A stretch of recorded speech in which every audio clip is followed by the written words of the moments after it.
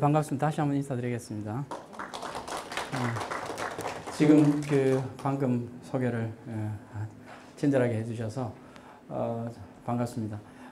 사실 저는 이 강의가 이상한이 아니지만 어쨌든 모교 철학원과 인연이 돼서 구미까지 오게 됐습니다. 사실은 저는 고향이 대구이기 때문에 모교 철학원에서 얘기하길래 아마 대구다 그래서 대구면 고향이니까 한번 가야 되겠다 이런 마음으로 왔습니다. 이런 얘기 해도 될지 어떨지 구미분들한테 어떤지 모르지만 근데 이제 사실은 구미라서 대구 가기 전이라서 가깝고 더 편하고 좋았습니다. 오늘 주제는 저는 그러니까 조금 한 10년 전인가요? 까지 한 몇 년 동안 일산에서 이런 비슷한 강좌를 자의로 그냥 했습니다. 자유롭게 일종의 저는 개인적으로 사회 나름 활동이라고 생각하고 그래서 일산의 큰 도서관에서 서양 고전을 소개하는 그런 강연을 많이 했었는데 그리고 또 시간이 안 하게 되니까 또 약간 게을러져서 별로 관심이 그러니까 좀 덜하게 됐고 안 했습니다. 그래서 오랜만에 이런 여기 강연에 그러니까 고향 동네에 와서 할 수 있어서 아주 반갑습니다. 이 주제를 선택한 것은 사실은 제 전공이기도 한데 사실 전공만 하면 사실 누구나 다 전공을 또 할 수 있는 거죠. 그런데 제가 이제 직책상 올해까지지만 한국괴테학교회 회장을 이제 제 차례가 돼서 하기 때문에 그래도 괴테를 소개하는 게 좋지 않을까. 이건 약간의 의무적으로 또 알리는 그런 차원에서도 또 이걸 했습니다. 사실 괴테는 한국에서 그렇게 알려진 작가고 그렇지만 또 어떻게 보면 또 어려운 작가이기도 하고 그래서 과연 이게 이제 얼마나 도움이 될까 이렇게 생각은 했습니다. 그런데 말씀드린 대로 그런 의미로 제가 일단 처음 주제를 선택하게 됐습니다. 이전에 학교 회장 하신 분들은 또 여러 가지 이제 또 나름대로 알리는 일도 하지만 그만큼 그렇게 또 공개적으로 알리는 일을 많이 못했기 때문에 아마 이런 자리를 통해서 약간 의무도 작용하지 않았을까 생각합니다. 그리고 이제 소설 같은 경우에 괴테 소설은 사실 오늘 조금 어려운 소설을 제가 선택을 한 것 같아서 약간 어떡할까 이런 걱정도 있었습니다. 근데 지금 나름 많이 와 계시니까 다행이고 아까 도 교수님한테 들어보니까 이런 이름 아마 들었을 것이다. 그래서 어쩌면 읽은 분도 계실 것이다. 그래서 그렇다면 오히려 제가 긴장해야 되겠다 이런 생각도 듭니다.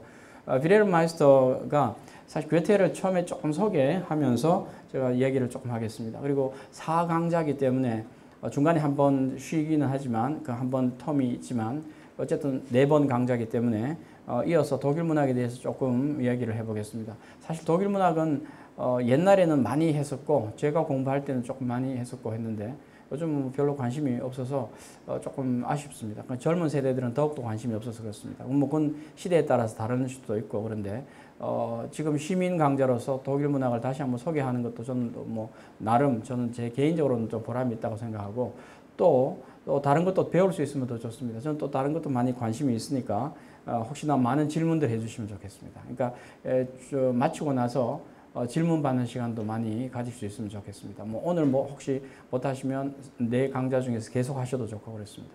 그리고 중간에 50분 정도 하고 나서 조금 쉬는 시간 가지면 또 화장실 갔다 오실 수 있게 그렇게 하는 것도 좋을 것 같습니다. 저도 오늘 사실 구미에 처음 와서 구미 KTX 역인 줄 알았더니만 구미 KTX가 아니에요. 그러니까 오는데 보니까 이게 구미도 아니고 김천도 아니고 김천 오히려 가까운 데인데 그래서 저는 급하게 이렇게 도 교수님 때문에 잘 왔지만 그래서 중간에 조금 그래도 5분 정도 혹은 정도 이렇게 쉬는 것이 좋겠다 이런 생각도 듭니다. 그래서 자 내용을 보면 오늘 제목은 사실은 성찰적 삶의 지혜 이렇게 했는데 사실 삶의 지혜를 저도 항상 구하고 있습니다. 그런데 제가 얘기를 하기는 조금 하긴 하지만 그러나 저도 구한다는 입장에서 또 옛날에 읽었던 작품 그리고 한때 좋아했던 작품인데 이건 저 사실 더 솔직하게 얘기한다면 이것 가지고 제가 박사학위 논문을 받았고 이 작품을 주제로 해서 그렇기 때문에 독일에 있을 때도 열심히 읽었고 그랬고 또 여러 가지 생각도 있고 지금 최근에 이걸 보기 위해서 어저께인가요? 이렇게 보니까 옛날에 노트 해놨던 것도 있고 그랬습니다. 그래서 이때는 열심히 했구나 이런 생각도 들었고 그런데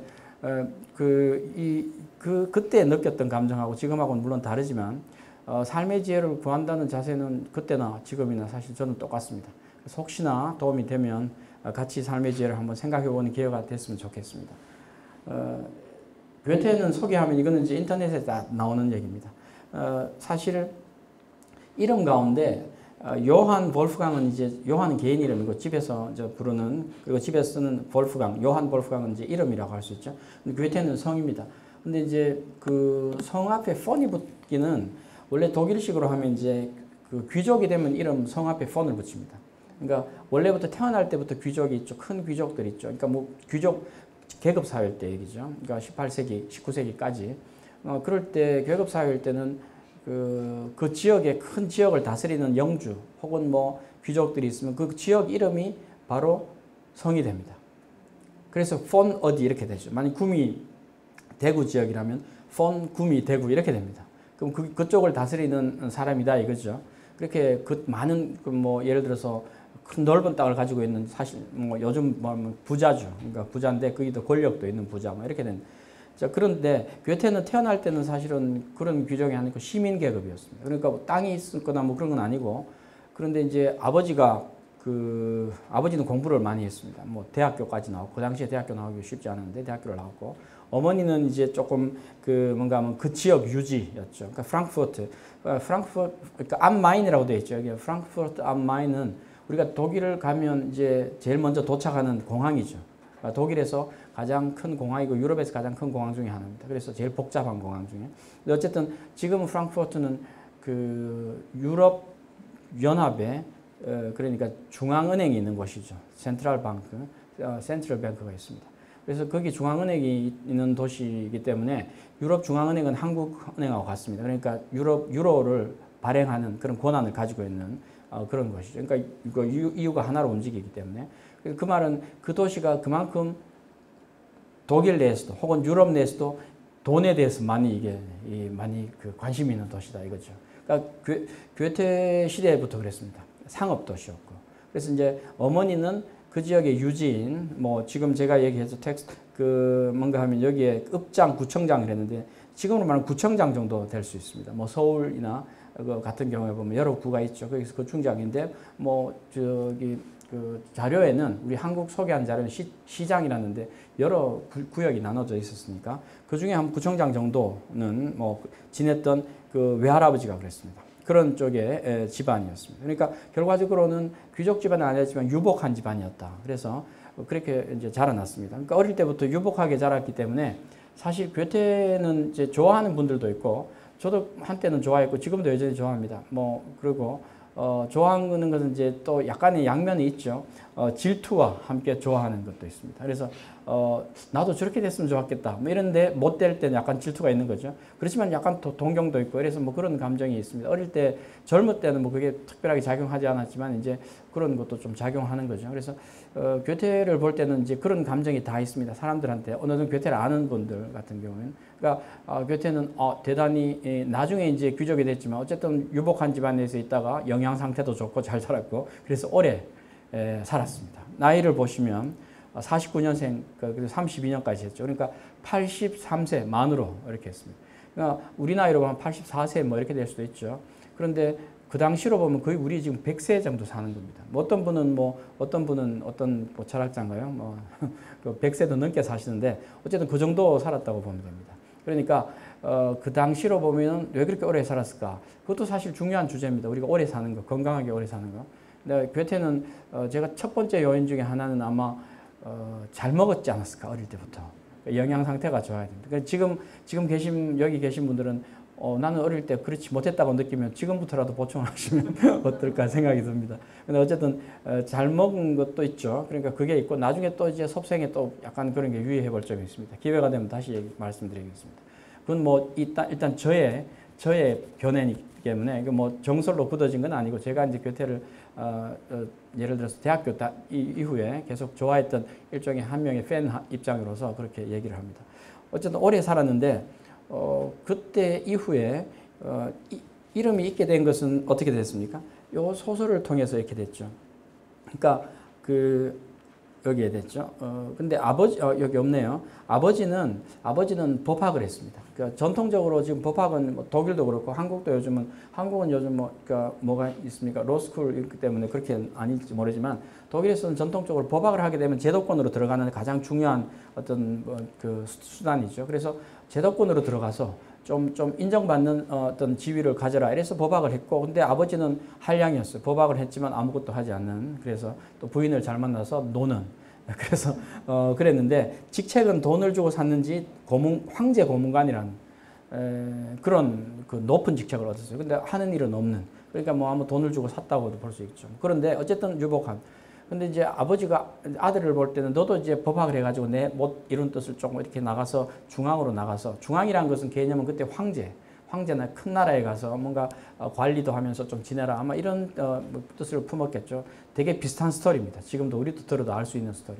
근데 이제 괴테도 그렇게 했습니다. 근데 어느 날 젊은 시절에 그 괴테가 법학 박사 학위를 하기는 했는데 그리고 변호사 시보 비슷한 걸 했죠. 변호사 생활을 조금 했습니다. 그때는 이제 제도가 달라서 변호사가 돼야지. 그러고 나서 이제 다시 또 법관이 될 수 있고 한데, 그러다가 그때 무슨 그 경험을 통해서 어떤 예를 들어서 한 4주, 자신은 뭐 몇 주 만에 썼다고 하는데, 그것을 뭔가 하면 소설을 하나 썼어요.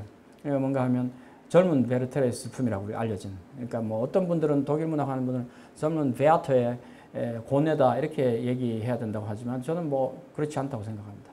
저는 뭐 거기에서 다 같은 의견이 아니고 서로 그렇다고 그것 때문에 뭐 다툴 일은 없지만, 그래서 그것도 수용은 하지만 우리가 알려진 그 뭔가 하면 이름은 그대로 써야 된다고 생각합니다. 베아트는 독일식 발음이고 고뇌보다는 저는 슬픔이 오히려 더 조금 낭만적으로 들리고 더 좋습니다. 그리고 실제로 그게 또 그런 면도 있고 하니까, 그래서 이제 어떤 그 젊은 베르테르의 슬픔을 가지고 이제 그 소설을 써서 유명하게 됐죠. 그러니까 1774년이죠.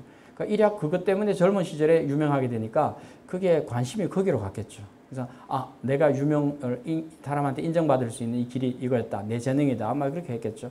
그 이후부터 인생이 조금 이제 법학하고는 멀어지는, 그러나 평생 법학은 같이 있었습니다. 어쨌든 그래서 아버지의 반대로 무릅쓰고 어디로 왔는가 하면 바이마라는 곳으로 왔습니다. 그 밑에 그 다음 슬라이드에 보면 바이마가 있죠. 바이마 오게 된 이유는 그 작센 바이마 아이즈나흐라고 있습니다. 이건 조금 설명하면 이제 시간이 좀 필요로 하긴 한데, 어쨌든 뭐 제가 간단히 얘기하면 작센은 작센 집안, 작센이란 독일에 지금 작센이란 이름 주가 가진 곳이 몇 주가 있습니다. 작센 주가 있고 니저 작센이 있고 작센 안할트가 있고 한데, 니더 작센에 있는 그쪽이 작센 그 집안 본영이죠.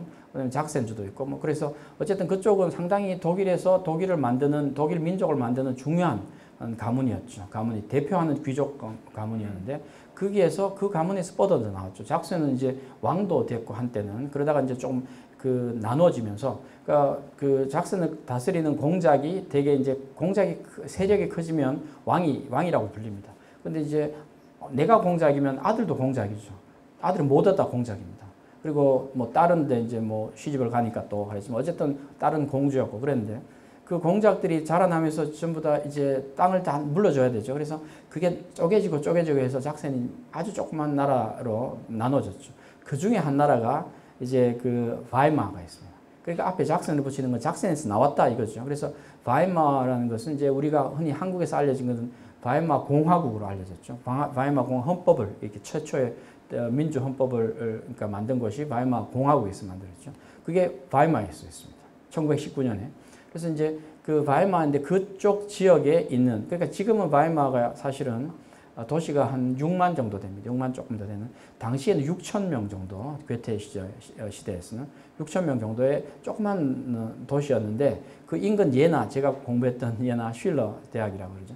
예나까지 포함해서 뭐 인구가 얼마 안 되는 그런 쪽에가 하나는 나라였어요. 공작이 다스리는. 그 공작의 이름이 칼 아우구스트 이렇게 됩니다. 칼 아우구스트 공작이 다스리는 나라였는데, 그러니까 공작이지만 나라가 다스리는 나라처럼 되니까 공국이라고 그러죠. 우리는 공국이라고 그러는데, 거기에 공작이 뭔가 하면 18세가 되기 전에 유럽을 여행하다가, 귀족들은 그렇게 보통 여행했죠. 그러다가 자기가 이제 공작이 되면 누군가 도움을 받아야 되는데, 어머니가 그 당시 섭정을 하고 있었어요. 그 안나 아말리아라는 어머니가. 왜냐면 남편이 일찍 죽었기 때문에. 그러니까 아들이 칼 아우구스트가 3살 때인가 일찍 죽었죠. 그래서 이제 섭정을 하고 그러다가 18세가 되면 성인이 되면서 왕이 즉 공작으로 직접 통치하는 공작이 되는데 그때쯤 되면 어머니의 신하를 자기가 받을 수는 없죠. 그러니까 너무 그 억압이 되겠죠. 그래서 누군가 새로운 사람들을 구하러 이렇게 다녔죠, 유럽에. 그 중에 프랑크푸르트에 왔을 때 어떤 사람의 뭔가 주선으로 뭐 기록에는 메아크라는 괴테의 친구가 있습니다. 주선으로 만나서 유명한 그 소설을 쓴 작가를 만나서 나도 조금 유명한 사람하고 이야기해보자. 이래 혹은 뭐 주변에서 조금 나를 장식해줄 사람이 필요하다. 문화계 인사로 그렇게 만났는데 뜻밖의 괴테는 얘기하면서 정치 얘기를 하며 역사 얘기를 했습니다. 특히 독일의 정치가 어떻다 이렇게 얘기를 하니까 이 사람이 정치를 같이 해도 되겠다 이렇게 해서 부른 겁니다. 아버지의 반대를 무릅쓰고 조그만 나라에 가서 너 뭐 하고 있냐 그렇게 했는데 어쨌든 괴테는 왔습니다. 그래서 그 이후부터 바이마르에 살아서 죽을 때까지 지금 괴테 그 무덤은 관이 있죠. 무덤이 아니라 관이 있습니다. 그래서 거기 보존되어 있습니다. 방부 처리해서 보존되어 있고 그래서 20대 후반부터 죽을 때까지 거기 살았던 그런 그렇게 됩니다. 그러니까 1775년 26세부터 그렇게 됐죠. 그 얘기를 했습니다. 괴테는 제가 저기 책을 뭐 사실 그것도 약간 숙제 비슷하게 뭐 어디 받아서 쓴 책이긴 한데 자연과학에 대한 연구를 많이 했습니다. 그러니까 자연과학에 대한 연구를 한 10몇 년 동안 했는데 다른 사람이 볼 때는 약간 이상하다. 저 사람 왜 저런 일을 할까? 자기 일을 하지 않고 그런 정도로 열심히 자연과학 연구했습니다. 우리가 이 소설에서도 자연과학에 대한 자연에 대한 얘기가 나옵니다. 결국은 괴테는 자연에 대한 관심이 아주 많았죠. 그건 일종의 독일 문학의 전통처럼 됐습니다. 적어도 19세기까지는. 그렇게 됐는데 자연에 대한 관심이 있는 것은 사실은 독일 민족이 어느 정도 다 그렇습니다. 그러니까 거기에 기여를 한 거죠.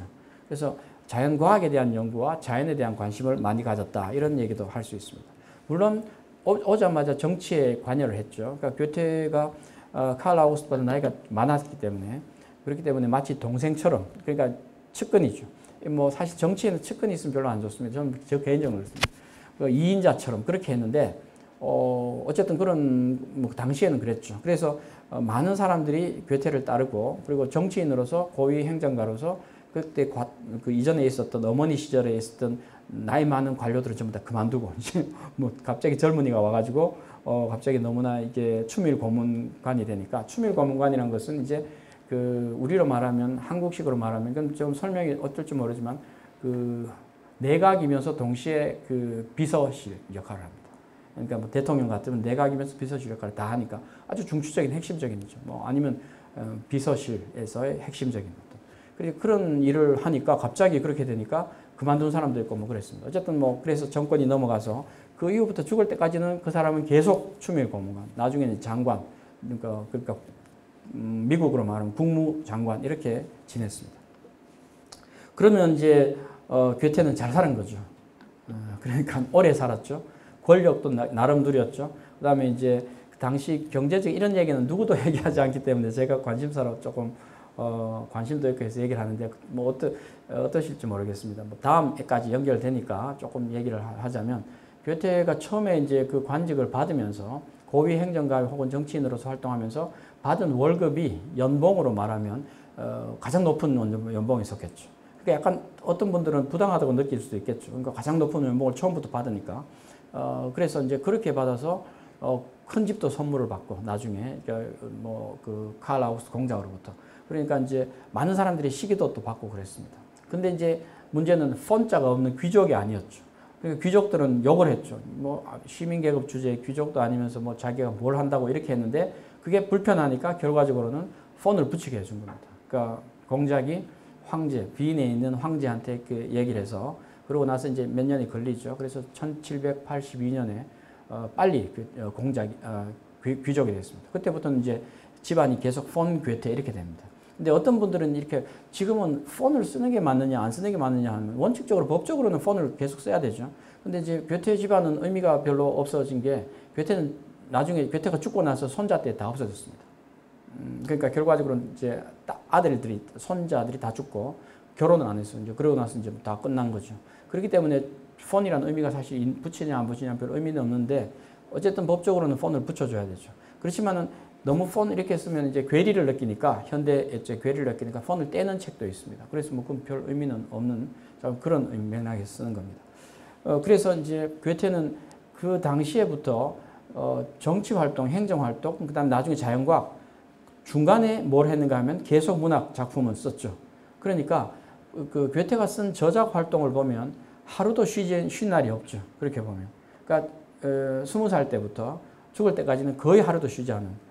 그러니까 물론 그보다 더 열심히 한 사람도 있긴 있습니다. 그 옆에 주변에 있던 쉴러라는 사람인데 쉴러라는 사람은 그보다 더 열심히 했기 때문에 괴테가 어떨 때는 좀 일을 좀 안 한다 이렇게 얘기하는 보고하는 그러니까 친구한테 일기한 편지 쓸 때 괴테는 살만 쪄가고 있고 일을 안 하는 것 같다 뭐 이렇게 얘기하는데 우리가 볼 때는 하루도 쉬지 않은 그렇게 일을 했습니다. 그러니까 뭘 썼죠. 기록을 남겼습니다. 그래서 지금은 뭐 그 많은 기록들이 있습니다. 그 중에 이제 쉴러 얘기도 여기 나왔죠. 대표적인 소설을 쓰는 것은 우리가 이제 알려진 작품으로는 파우스트가 있습니다. 파우스트는 이제 뭐 하는 분들이 많고 그래도 또 뭐 여기저기 이렇게 소개가 되고 있는데 다음 작품이 혹시 제 파우스트 아닌가요? 그렇죠? 예, 그냥 남들도 하니까 저도 한번 넣어봤는데 파우스트는 보기 나름의 또 그 뭔가 하면 뭐 많이 해석이 되고 그렇게 하고 그렇지만 또 제 시각과 관점으로 한번 또 말씀드리겠습니다. 파우스트가 있지만 소설도 썼습니다. 소설도 이제 괴테가 독일 문학에서 소설을 어느 정도 사실 조금 그러니까 대중화시킨 그런 역할을 한 거죠. 대중이라 해요. 요즘의 대중이 아니지만 어쨌든 사람들이 잘 읽게 만들어준 공을 한 거죠. 그게 뭔가 하면 대표적으로 베아터죠. 베르테르, 그러니까 젊은 베르테르의 작품이죠. 그 다음 나온 소설이 비레른 마이스터 소설입니다. 그러니까 원래 독일 문학에서는 소설을 가장 유명하게 가장 본격적으로 쓴 사람은 윌란트라는 사람이 있습니다. 윌란트. 그 괴테의 선배란 33년생. 그러니까 뭐 괴테보다 16년 선배죠. 그러긴 하지만 괴테가 대중적으로 만들었다. 그 공이 있는 거죠. 그 능력이 있는 거죠. 그 다음에 이제 파우스트라는 우리가 작품도 있고 많은 시를 썼습니다.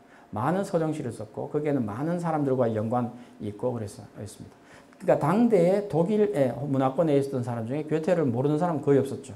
아니면 뭐 난 조금 뭔가 있다라고 느끼는 사람은 괴테하고 다 연락이 되거나 아니면 괴테를 만나고 싶어 했던 그렇게 했습니다. 그래서 괴테에 대한 소개를 할 때는 이제 이런 얘기로 할 수도 있습니다. 이게 뭔가 하면 하이네라고 혹시 들어보셨습니까? 하이네, 샤이네. 우리 이제 거기에 그 로렐라의 시로도 유명하죠. 그 로렐라의 시를 쓴 하이니 샤이네가 괴테를 만나고 와서 쓴 글이 있습니다. 지금도 뭐 괴테 거기 글이 있는데 괴테를 만났더니만 나는 괴테를 만나기 전까지 그 사람 유명한 젊은 시인이었죠. 그 당시에 나는 열심히 뭘 했는가 하면 그리스말을 뭔가 준비했다 이거죠. 왜냐면 그리스말 할 줄 알고. 그렇습니까? 독일인데 왜 그리스말을 합니까? 약간 이제 풍자죠. 그리스말을 열심히 준비해가지고 저녁 내내 준비해서 그 다음날 만났는데 놀랍게도 괴테는 독일말을 하더라. 그래서 그러니까 이건 약간의 풍자와 뭐 그런 거 있죠. 그러니까 괴테가 그만큼 이렇게 나름 그 당시에 그 뭔가 하면 어느 정도 고고한 생활을 했다. 뭐 그렇게 혹은 그렇게 뭔가 하면 느껴졌다 이거죠. 그런데 그럴 때는 할 말이 없어서 너무 놀라가지고 어떻게 왔는데 불편함이 없었냐 괴테가 묻길래 나는 너무 떨려서 생각도 안 나고 해서 예나에서 바이마까지 오는 길에 자두가 너무 맛있더라. 그래서 자두 먹었는데 정신없었다 맛있더라. 뭐 그런 얘기를 했는 얘기를 하고 있어요. 그러면서 나중에 끝에 가가지고는 괴테는 그 제우스와 같다. 그리스에는 제우스와. 근데 무슨 제우스냐? 좁은 신전에 고개를 숙이고 있는 제우스와 같다. 왜냐? 자기가 바이마르는 조금 좁은 이 공국에서 지내기엔 너무나 힘든데 그 제우스 같은 그런 존재인데 만약에 그 제우스가 고개를 들면 제우스는 뭡니까? 머리가 깨져서 죽었을 것이다. 뭔가 하면 신전도 없어지지만. 그래서 자기는 할 수 없이 고개를 숙이고 있다. 이렇게 하는 그런 이제 약간의 풍자죠. 그런 식으로 해서 괴테라 그러니까 묘사가 됐습니다. 그건 뭐 사실 기록에 나와 있는 것이지만 어쨌든 괴테의 여러 면을 볼 수 있게 하는 그런 얘기입니다. 그 중에 오늘은 이제 편력 시대를 이제 볼 건데 편력 시대는 제가 언제 한번 거기에서 참 목요처럼 색채로운 얘기를 했습니다. 무슨 논문을 그냥 썼더니만 그걸 가지고 했는데 편력 시대는 제가 말씀드린 대로 제가 이제 독일에서 공부할 때 많이 봤던 책입니다. 1821년과 29년 이렇게 나눠져 있죠. 1821년에는 어떻게 하는가 하면 만년에 좀 나이가 들었었습니다. 49년생이면 21년이면 이미 나이가 많이 들었죠. 그러니까 사람이 글을 쓸 때 저는 개인적으로 그렇게 들었고 또 사실 그런 것 같습니다. 글을 쓸 때 젊을 때 쓴 글, 예를 들어 젊은 베르테르 작품 같은 젊을 때 쓴 글은 아주 그러니까 참신한 글이 많고 그다음에 감수성이 예민하고 그다음에 그 기발하고 발랄하고 그렇습니다. 사람들이 좋아하는 게 많은데 나이가 들면 그런 게 조금 떨어지는 대신에 깊이를 찾게 되죠. 그러니까 철학적인 깊이를 자꾸 찾게 됩니다. 지루하게 됩니다. 나쁘게 말하면. 그런데 이제 그런 류의 책이라고 할 수 있죠. 소설이라고 할 수 있는데, 그러니까 괴테가 알려진 소설은 베아터밖에 없습니다. 그 외에는 전부 다 조금 덜 알려졌는데 그나마 알려진 것은 비레르 마이스터의 수업시대라는 소설이 있습니다. 수업시대. 이 앞에 나온 소설이. 그러고 나서 이제 편력시대 이렇게 나왔는데 초판이 1821년에 나왔고 1829년에 이제 최종판이 나왔죠. 그래서 두 판본이 있는데 보통은 29년 판을 봅니다. 그 내용을 이제 한번 볼까요? 그 파우스트는 다음에 얘기를 또 하면 되니까. 자, 여기에 괴테가 이제 저 사진이 있습니다.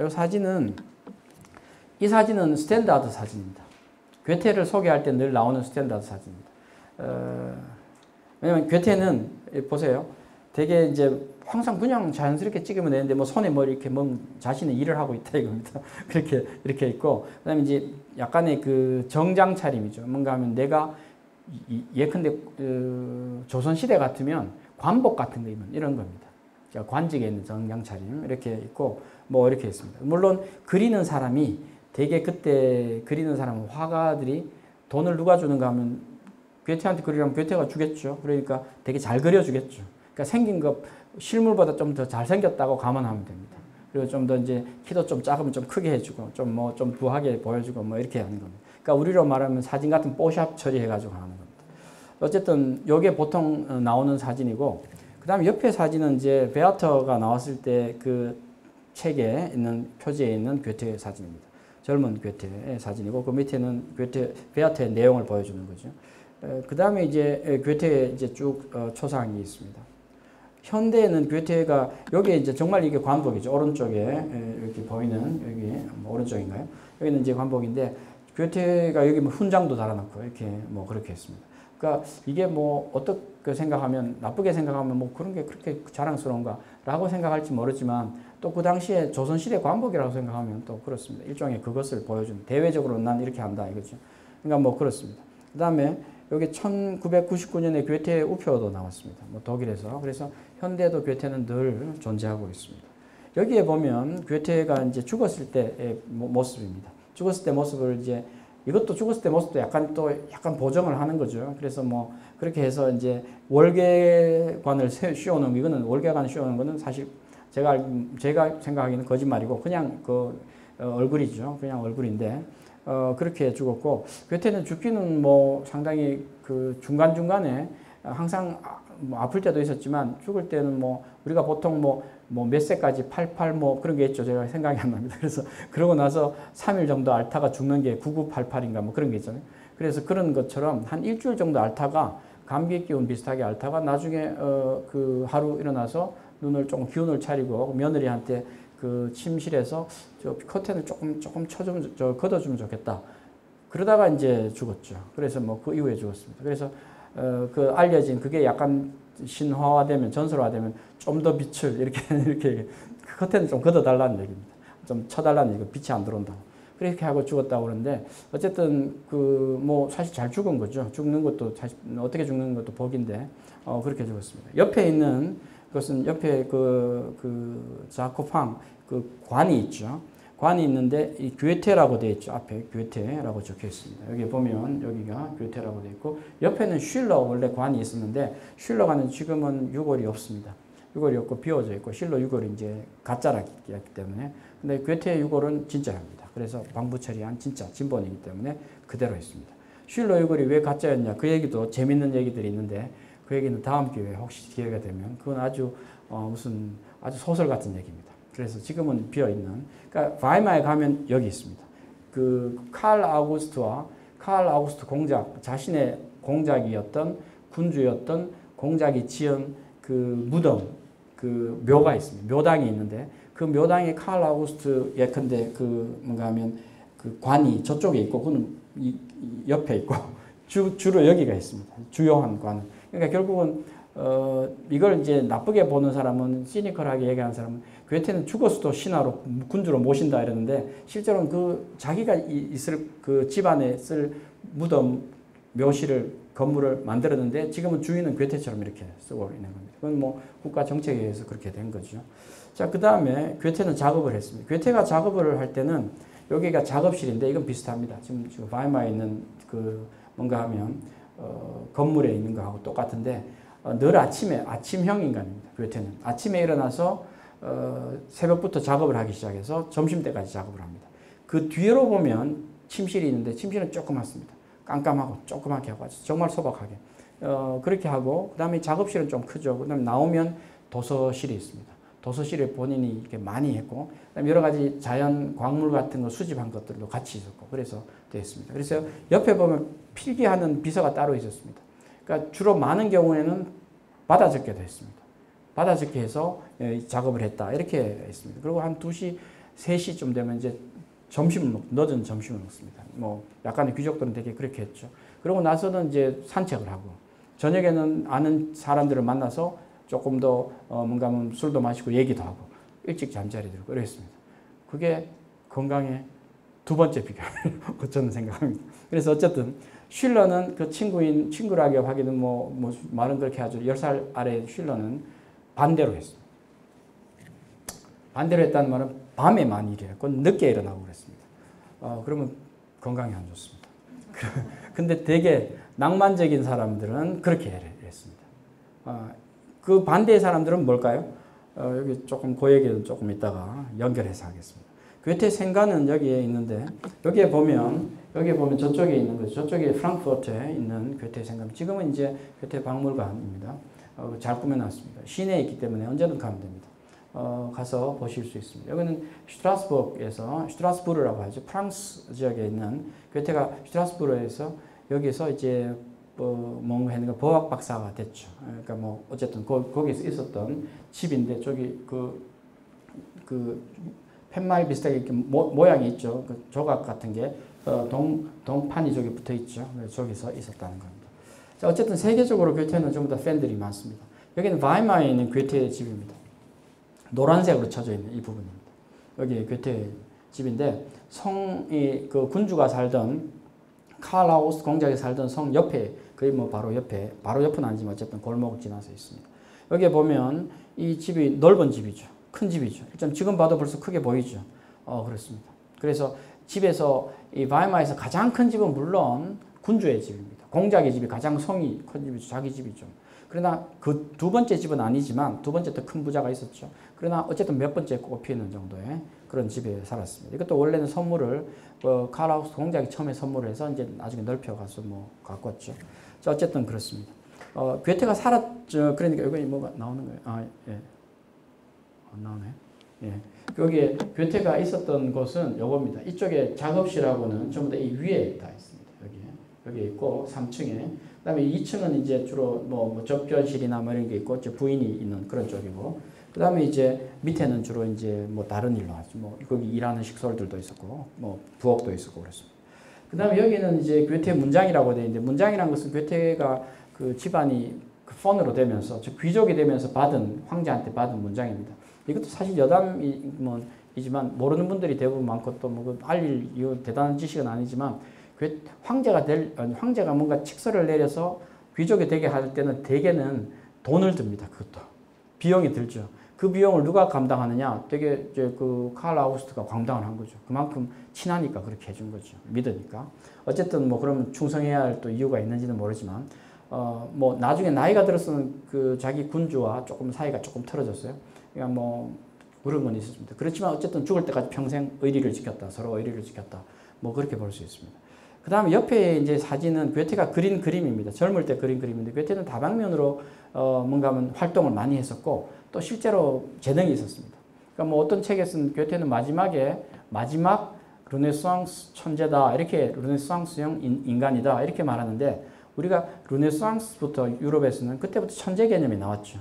우리 뭐 미켈란젤로 그다음에 뭐 있죠. 레오나르도, 다빈치 이런 사람들 전부 다 자기들이 천재라고 만든 거죠. 마케팅을 한 건데, 그런데 이제 그때 개념이 생긴 겁니다. 그런데 그때의 그 다재다능한 어떤 천재형 인간의 모습을 근대에 와서 18세기, 19세기에 보여준 최후의 사람이었다라는 뜻으로 그렇게 씁니다. 괴테를.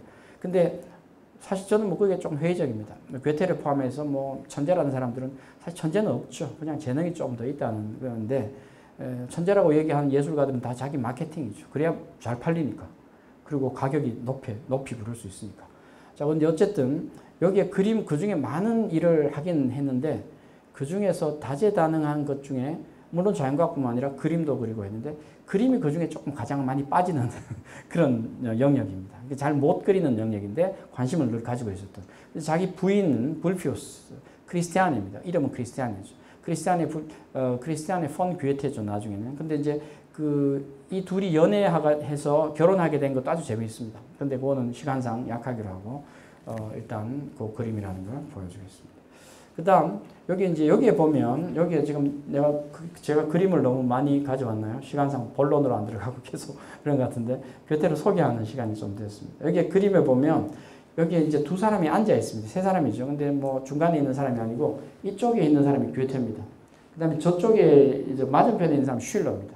이거는 슐러의 집입니다. 예나에 있는 슐러의 집에서 그 정원에서 앉아있던 그 사람이고, 두 사람 중간에 있는 두 사람은 훔볼트 형제입니다. 훔볼트는 빌헬름 폰 훔볼트가 있고 알렉산더 폰 훔볼트가 있는데, 빌헬름 폰 훔볼트는 우리가 베를린에 가면 베를린 대학이 훔볼트 대학이라고 있어요. 그걸 세운. 그러니까 훔볼트는 프로이센의 교육 장관 역할을 했던, 그래서 그 계획을 했던. 우리가 흔히 인문교육, 그러니까 대학에서 인문교육이라고 한 그 이념을 세운 사람이 훔볼트입니다. 그러니까 요즘은 인문교육 받으면 직업을 찾는데 혹은 뭔가 하면 실용적인 면에서 떨어진다 이렇게 얘기했는데, 자유롭고 그다음에 자신의 이념을 키우고 자신의 교양을 뭔가 하면 지성을 키우는 그런 그 분위기를 만들어주면서 그렇게 지원해줬던 교육이 인문교육인데, 그 교육이 바로 빌헬름 폰 훔볼트가 한 교육입니다. 앉아있는 사람이죠. 그렇게 했습니다. 그래서 그때 이후로 온 거죠. 지금은 뭐 완전히 실용교육으로, 완전히 직업교육으로 바뀌었지만, 그리고 이제 서 있는 사람은 알렉산더. 근데 이제 자연과학자면서 동시에 탐험가죠. 남미에 가면 더 알려진 사람입니다. 지금도 훔볼트 재단에서 돈을 받았다고 이제 뭐 약간 자랑스러워 하시는 분이 계신데, 독일에서는 훔볼트 재단을 통해서 장학금을 받게 되면 장학생들한테 평생 지원을 해줍니다. 평생 지원을 해준다는 말은 한 번 우리는 지원을 해주면 끝까지 지원해준다 이거죠. 무슨 말인가 하면, 뭐 독일에 있을 때는 뭐 그럴 수 있지만 그 이후에 독일에 가려고 하면 되게 이제 이야기하면 비행기표도 나올 수 있고, 이건 매년마다 그러면 안 되죠. 근데 약간 눈치를 봐야 되죠. 그렇긴 하지만 뭐 어쨌든 그렇게 해서 해주면 늘 이렇게 지원해주면은 태도가 있고, 특히 나라가 조금 어렵다, 뭐 경제적으로 어렵다 이러면 그는 뭐 반드시 지원을 해줍니다. 그러니까 비행기표를 반드시 받아서 와야 된다 이러면 지원해주고 숙소도 지원해주고 그렇습니다. 그래서 뭐 그런 점에서 독일의 정신이다. 저는 뭐 그렇게 생각합니다. 그 다음 이제 그 두 사람은, 훔볼트 두 사람은 슐러를 숭배했던, 슐러를 스승으로 모셨고 괴테를 숭배했던 그런 사람입니다. 그래서 독일의 교육과 정신의 틀을 사실 괴테와 슐러가 어느 정도 영향을 미친 거죠. 그런 식으로 따진다면 바이마르를 넘어서서 프로이센까지, 즉 독일 전역까지 영향을 미쳤다 이렇게 말할 수 있습니다. 바이마의 뒤에 보면 바이마 극장인데, 국립극장인데, 거기서 이제 1919년 바이마 최초의 헌법이 반포가 된 겁니다. 베를린을 빼놓고 왜 왔느냐? 우리가 베를린은 1차 세계대전이 끝나고 나서 독일이 패전국이었기 때문에 우리가 군사국가가 아니다라는 것을 보여주기 위해서, 우리는 원래 사상가와 시인의 나라다라는 것을 보여주기 위해서 여기에서 바이마의 조그만 도시에 와서 그냥 헌법을 낸 겁니다. 그래서 바이마 헌법이라고 그러죠. 근데 이제 그 앞에 동상이 있습니다. 그 전에 만들어진 동상이 있는데, 괴테 슐러죠. 아시겠죠? 얼굴을 보면 괴테. 두 사람은 에피소드가 있는데, 두 사람은 키가 어떻습니까? 똑같죠. 예. 어떤 사람은 재보진 않았지만 괴테가 한 몇 센치 더 크다 이랬는데, 실제로 키를 보면 슐러가 훨씬 컸습니다. 슐러는 180이 넘었고 괴테는 160에서 65였습니다. 그러니까 좀 작았죠. 뭐 정확한 키는 모르면 한 65 정도. 저하고 비슷한. 어쨌든 그런데 그러니까 뭐 거의 20cm 가까이 차이 나는데도 불구하고 왜 그렇게 했느냐? 그건 뭐 잘못한 거죠, 사실. 작게 보이면 위축되게 보일까봐 그렇게 해서 같이 그리는 이것도 뭐 사실 잘못됐는데 슐러는 하늘을 쳐다보고 이상을 쫓고 괴테는 뭡니까? 이렇게 바로 보고 있습니다. 현실을 보는 뭐 그런 그림으로 만들어놨죠. 재미있는 겁니다. 이것도 생각해보면 여러 가지 이유는 있지만 뭐 맞기도 하고 또 틀리기도 하고 키는 틀리기도 하고 그렇습니다. 여기는 괴테의 그림이 하나 있고 괴테가 좋아했던 그 나무 중에 하나가 긴코란 사실 뭐 그건가요? 어쨌든 은행입니다. 은행인데 은행에 그 시도 있고 은행나무를 좋아했어요. 그러니까 뭐 은행이라는 건 상당히 신비하다 이렇게 그렇게 해서 이제 했는데 어쨌든 뭐 괴테 은행에 대한 시가 있고 뭐 여기 그림을 한번 옮겨봤습니다. 자 여기에는 지금 제가 여기 그림을 이렇게 했는데 요거는 이제 좀 다른 얘기인데 이거는 이렇게 하면 좀 이제 지루한 거를 조금 더 재미있게 하지 않을까 이렇게 생각해서 넣어봤습니다. 근데 설명을 조금 이따가 해야 될 것 같네요. 갑자기 괴테에서 낭만주의로 넘어가면 좀 그러니까 여기에 이제 편력시대를 한번 보겠습니다. 편력시대라는 이 작품을 보면 제가 이 작품은 장편소설입니다.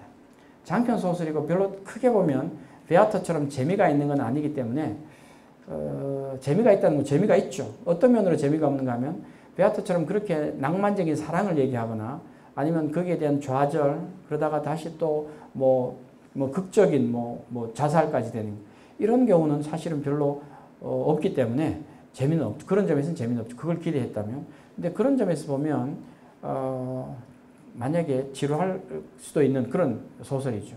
그러나 괴테의 그 사상을 쫓아가거나 아니면 시각을 쫓아가면 재미있는 소설입니다. 적어도 젊은이한테는 재미가 없고 나이가 들면서 음미한다면 재미있는 소설입니다. 그 괴테 자신도 나이가 들었었기 때문에 그렇습니다. 근데 이제 여기에 편력시대라고 이제 그래서 질문을 먼저 했습니다. 너무 많은 방대한 내용이 있기 때문에 짧은 시간에 얘기를 못하고 오늘 괴테 소개도 조금 하고 뭐 이래야 되니까 질문들을 먼저 보면 주인공 이름이 비레름 마이스터입니다.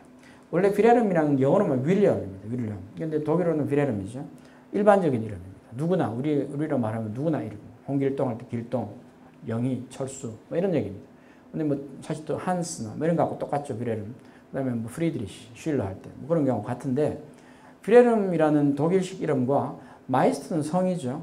성이라는 그 이름이 마이스터의 의미가 뭘까? 이걸 우리가 생각할 필요가 있습니다. 그게 편력시대하고 연관이 되겠죠. 그러니까 마이스터는 지금 우리 한국에서도 마이스터 고등학교 뭐 이런 거 있죠. 독일의 교육의 특징이 약간의 도제식 교육입니다. 지금은 예술 쪽에서는 아직까지도 한국에서도 그렇고 외국에도 그게 기본이죠. 도제식 교육. 그런데 독일에서는 교육 자체가 사실은 전체적인 틀이 약간의 도제식 교육입니다. 그러니까 인문교육도 그렇고 다 도제식 교육. 그러니까 지금은 완전히 그렇지는 않지만 대학 체제가 어느 정도는 거기에 남아 있습니다. 그러니까 교수하고 개인적인 관계가 중요한 겁니다. 교수한테서 우리처럼 그렇게 뭐 이게 미국식 교육처럼 학점 신청해가지고 그냥 뭐 때 되면 되고 이게 아니고 교수한테서 반드시 그게 확인이 돼야 되는 거죠. 그렇지 않으면 학점을 못 땁니다. 그러니까 혼자 재미있게 지냈을 뿐이지 아무것도 딴 게 없죠. 교수한테. 이제 뭐 그런 경우. 그러니까 독일에서 자칫 잘못해서 학위를 못 해온다는 분들은 공부를 해서 학위를 못 해온 분들은 가끔 혹시나 유명인들 중에 들었을지도 몰라요. 그런 분들 혼자 재미있게 지낸 겁니다. 그런 대신에 나는 꿈은 많아요. 이상이 많고 난 이것도 뭐 많고 저것도 많고 한데 교수한테 가서 박사 논문을 쓸 때 나 이거 쓰겠어요. 저거 쓰겠어요. 엄청난 내가 노벨상 받을 거 한번 쓰겠어요. 이렇게 하면 교수는 쓰지 말라고 합니다. 그러면 난 이거 쓰겠어요. 이러면 이제 그냥 재미있게 지내다 오면 됩니다. 그런 경우죠. 그러니까 도제식 교육이라는 그것은 서로 확인이 돼야 되는 그겁니다. 그렇다고 해서 억지로 강요하지는 않습니다. 그럼 자기가 안 하고 있으면 그만이죠. 부르지도 않고 너 왜 못했냐 이러지도 않으니까 그러면 몇 년 세월을 보내다가 그냥 오는 경우도 있죠. 자, 이건 제가 약간 뭐 재미로 그냥 얘기한 겁니다. 여기에 마이스터라는 얘기가 바로 그겁니다. 마이스터는 누구의 도움도 받지 않고 스스로 일을 할 수 있고 스스로 자기 작품을 만들어낼 수 있고 스스로 기술 같으면 물건을 만들어서 팔 수 있는 그런 허가를 받은 사람을 마이스터라 합니다. 그러니까 누군가 물건을 만들 때 팔 때 중세 그 조직에서 나온 거죠. 팔 때는 그냥 자기 뭔가 길드 조직이 있죠. 그런 조직이 있는데 거기에서 인정을 받은 마이스터들이 모여 있는 곳입니다. 그래서 거기서 인정을 해줘야지 비로소 마이스터 등록을 해야 됩니다. 요즘 말하면 뭐 예를 의사 등록하고 변호사 등록하는 거죠. 뭐 국가에서 그걸 통제하고 있는 좀 이상한 뭐 어떻게 보면 이상한 거긴 하지만 자기들이 통제하는 거죠. 근데 그게 등록이 안 했는데 변호사 등록 안 했는데 변호사 사무실 내면 안 되죠. 의사 등록 안 했는데 안 되죠. 그런 것처럼 옛날에 마이스터는 자기들끼리 그 등록을 하게 되어 있습니다. 그럼 그렇게 하기 위해서 하면 이제 자기가 사무실을 내서 물건을 만들어서 팔 수 있는 거죠. 그럼 그 전에 무슨 단계를 거쳐야 되는가 하면 도제로 들어가야 됩니다. 도제로. 독일말 레알링으로 들어가는 거죠. 도제로 들어가면 마이스터 밑으로 들어가야 되는 거죠. 그게 예술교육하고 똑같은 거죠. 밑에 들어가서 무슨 일을든지 해야 됩니다. 어쨌든 배우는데도 대학 같으면 교수 밑에서 배워야 되는 거죠. 그러고 나서 도제가 끝나면 어디로 가는가 하면 이제 약간의 독립한 그런 경우가 있어요. 그걸 이제 게젤이라는데 그거는 약간의 이제 내가 어느 정도 혼자서 공부할 수 있는, 혼자서 활동할 수 있으나 팔 수는 없죠. 물건은 팔 수는 없고 혼자서 뭘 해서 마이스터로 인정을 못 받지만 그래서 그런 단계를 거칩니다. 그것은 그럴 때는 이 사람은 이 도제는 어디로 다니는가 하면 여기저기 다닙니다. 다니면서 경험을 해야 되고 그 경험을 통해서 주변에서 이제 인정을 받으면 마이스터 너도 등록해도 되겠다. 이렇게 되면 이제 마이스터로 독립하게 되죠. 그러면 제자를 키울 수 있고 뭐 그런 겁니다. 생각해보면 의사 만들 때도 약간 되게 그렇지 않습니까? 약간 비슷한 생각이 인턴이니 뭐 레지던트 이런 쪽이 있습니다. 그런 식인데 옛날에 독일에서 그렇게 했습니다. 이게 중세 제도가 있고 지금도 어느 정도 남아 있습니다.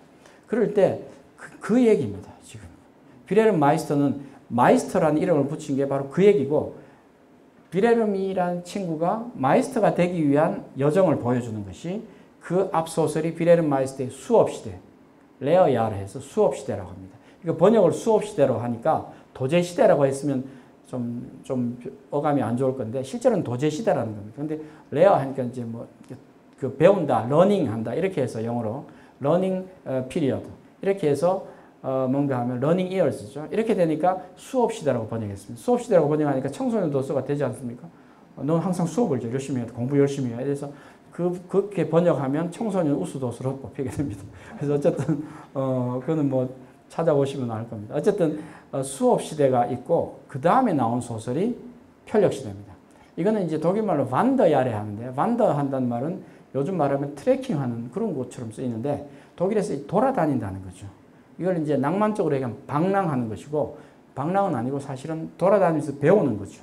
자기 혼자 돌아다니면서 배우는 그런 시대, years. 그러니까 그런 세월이라는 거죠. 그때 얘기입니다. 그리고 이제 편력시대라고 번역하는 것도 뭐 나쁘지 않습니다. 방랑시대보다는. 그러나 편력시대도 자칫 잘못하면 무슨 편력? 무슨 편력? 이렇게 되니까 무슨 편력처럼 들리는데 그런 의미입니다. 돌아다니면서 배운다는, 경험을 한다. 이게 그런 의미입니다. 즉, 여기에서 주인공은 이제 혼자 어떤 일을 할 수 있는데 그런 능력이 있지만 세상을 돌아다니면서 세상을 경험하면서 자신의 그 마이스터가 되기 위해서 수련을 마무리하는 그런 그 과정을 보여주는 소설이다, 작품이다. 이렇게 우리가 볼 수 있습니다. 이름으로 보면. 그 말은 그러면 나중에는 이렇게 질문하는 사람도 있죠. 괴테도 그런 얘기 했습니다. 누가 질문을 해서 제 기억으로는. 그러니까 그러면 빌헬름 마이스터의 마이스터 시대는 왜 없느냐? 이렇게 해야 되는데 실제로 수업 시대에서 도제 시대부터 편력을 거쳐서 그러면 어떻게 되면 마이스터 시대가 있어야 되겠죠. 그러나 그거는 결코 나올 수가 없습니다. 왜냐? 거기에 나오는 것은 인생에 대한 얘기입니다. 삶에 대한 마이스터가 있습니까? 마이스터라는 것은 삶에 완전히 정통한 장인이라는 거죠. 그런 사람은 아무도 없습니다. 결국은 누구도 할 수 없는 거죠. 그것은. 그래서 그 작품은 나올 수 없다. 뭐 이렇게 했는데 저도 같은 생각입니다. 빌헬름 마이스터는 그러니까 뭐를 위해서 편력하느냐? 예를 들어서 장인이 되기 위해서. 그 말은 삶을 알기 위해서 혹은 사회를 알기 위해서 편력하는 거죠. 완전히 아는 사람은 아무도 없죠. 그런 사람은 없습니다. 그래서 그런 류의 주제를 가지고 있는 소설입니다. 즉 여기에서는 자신에 대한 것보다도 외부를 통해서 경험하는 것을 보고하고 있는 겁니다. 어떤 류의 집단이 있고 어떤 류의 사람들이 있고 어떤 류의 사회가 있다. 어떤 류의 생각들이 있는데 이 생각들이 어떻게 서로 연관이 되거나 아니면 충돌하거나 아니면 우습다. 뭐 이런 얘기를 하는 것이 뭔가 하면 이 작품의 얘기입니다. 그렇기 때문에 이 작품이 혼란스러운 그런 겁니다. 왜냐하면 여기 갔다 저기 갔다 또 무슨 또 이 사람 저 사람 나와서 하니까. 근데 그 괴테의 요지는 의도는 그렇습니다.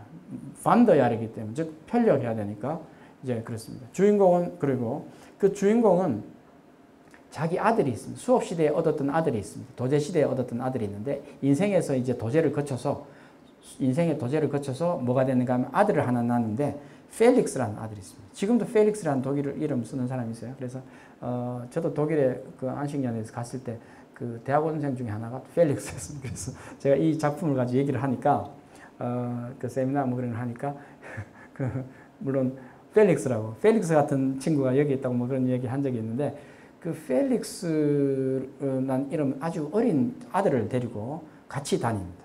즉 아들한테 세상을 보여주고 본인도 세상을 확인하고 경험하는 그런 과정이 처음부터 끝까지 있고, 그러다가 나중에 펠릭스라는 아들이 좀 커서 이제 스스로 아버지에서 즉 부모님한테서 독립하는 그런 계기가 되는 어떤 겁니다. 그러니까 어떤 그 사춘기에 들어서서 어떤 여자를 알게 돼서 여자에 대해서 그 뭔가 하면 그거죠. 그러니까 뭔가요? 그 여자에 대해서 저기 짝사랑이죠. 짝사랑을 하다가 그 거부를 당해서 거기에 그 열정을 못 이겨가지고 말을 타고 강물에 빠져 죽으려고 했습니다. 마치 베아타가 자살하는 것처럼 그렇게 하려고 그러다가 베아타는 죽었지만 아버지가 있죠. 아버지가 그 사이에 뭐가 됐는가 하면 외과 의사가 됐습니다.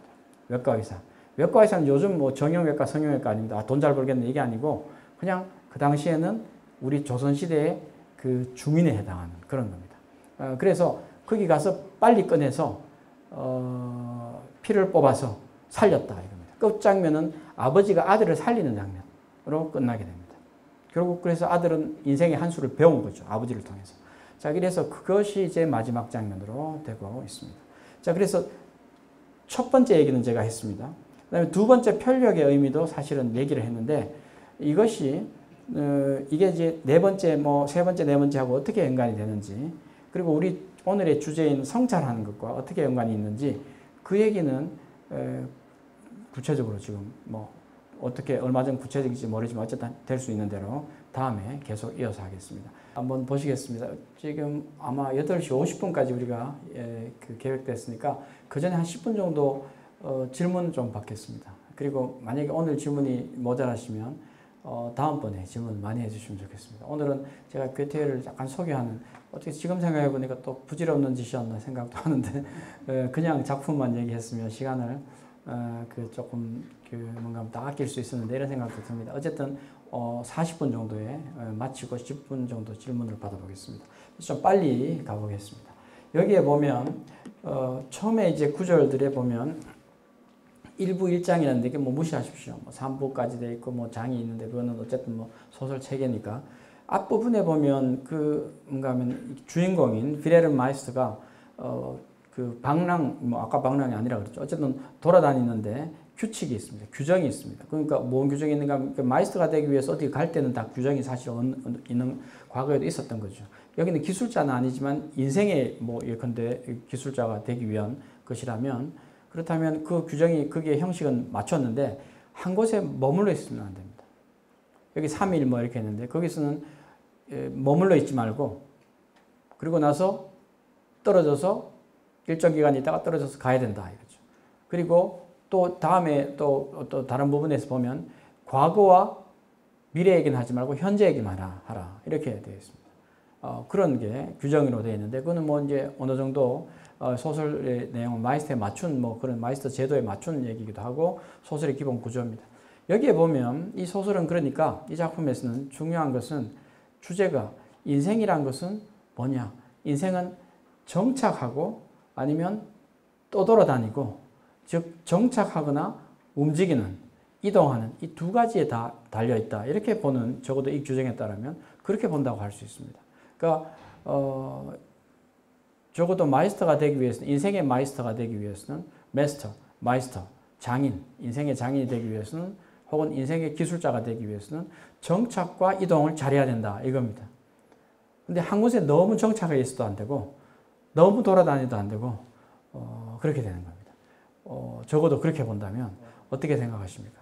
집을 늘리기 위해서는 많이 돌아다녀야 되는, 그러나 일단 한 곳에는 3년이 있어야 됩니다. 뭐 그거는 규정인가요? 어쨌든 그렇게 해서 그렇게 볼 수도 있습니다. 어떤 곳에 가면 이런 처음에 나오는 주인공 중에 그 주요 인물 중에 한 사람이 바로 어떤 큰 장원을 가지고 있는 일종의 약간의 전통 귀족이죠. 그렇다고 해서 뭐 군주 정도의 귀족은 아니지만, 근데 거기에서는 자기 하인들도 있고 하는데, 이 사람은 생각은 어떤 사람인가 하면 백부님으로 나와 있습니다. 백부님으로 나오고 있는데, 백부님이라는 건 뭐 사실 뭐 우리가 말로는 백부님이라고 되어 있는데, 오하임이라는 게 사실 뭐 그냥 어른 이런 얘기죠. 그런 쪽의 얘기인데, 우리는 그냥 사진적인 의미로 그냥 그렇게 했습니다. 정확하게는 모릅니다. 그냥 우리가 말했던 어른 정도인데, 이 분은 뭔가 하면 항상 자신은 어떤 세계관을 가지고 있느냐, 이것을 이제 얘기하는데, 그 사람에 대한 어떤 뭔가 하면 얘기가 나옵니다.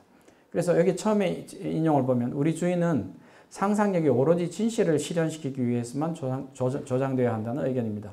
즉, 진실, 현실, 이겁니다. 이거에 대한 얘기. 즉, 뭔가 하면 그 외에 과도한 상상력이나 이것을 가져서는 안 된다. 즉, 현실에 대한 현실주의자다. 이거죠. 그리고 유용성이 중요한 거죠. 유용한 것으로부터 진실을 거쳐서 아름다움. 그 아름다움이란 것은 사실은 진선미할 때 고대 그 이상이죠. 고대, 우리의 고대가 아니라 유럽의 고대입니다. 그것도 뭐 유럽인들이 자기들이 그렇게 끼워 맞춘 거죠. 플라톤 얘기가 얼마나 있습니까? 아리스토텔레스가 조금 있는데 그거 가지고 자기들이 이제 끼워 맞춘 얘기죠. 그 중에 이제 진선미가 있는데, 진선미는 통한다는 거죠. 아름다움과 진리와 아름다움은 통하는 거죠. 그렇죠? 선도 통하는 것이고. 그런데 결국은 뭐에서 그게 아름다움 혹은 진실이 나오는가 하면 유용한 게에서 나온다. 여기서 진선미 중에서도 유용성이 하나 더 있는 거죠. 쓸모 있는 거. 혹은 어떻게 보면 그거는 실용적인 것. 이렇게 할 수 있죠. 그러니까 이건 이 사람이 괴테가 주장하는 게 아니고 그렇게 주장하는 사람을 소개하고 있는 겁니다. 묘사하고 있는 거죠. 즉, 실용성이 가장 중요한 가치다. 이겁니다. 그렇게 얘기하는 분이 있는데, 이분은 자유주의적인 표, 당시에는 이걸 자유주의적인 표라고 했는데, 이거는 소위 말 요즘 말하면 이제 그 벤담이 얘기했던 공리주의 같은 그런 겁니다. 뭡니까? 최대 다수에게 최대의 선하는 그거죠. 어쨌든 우리가 흔히 알려져 있는 뭐 유럽에는 사람들이 많이 주장했죠. 공리주의입니다.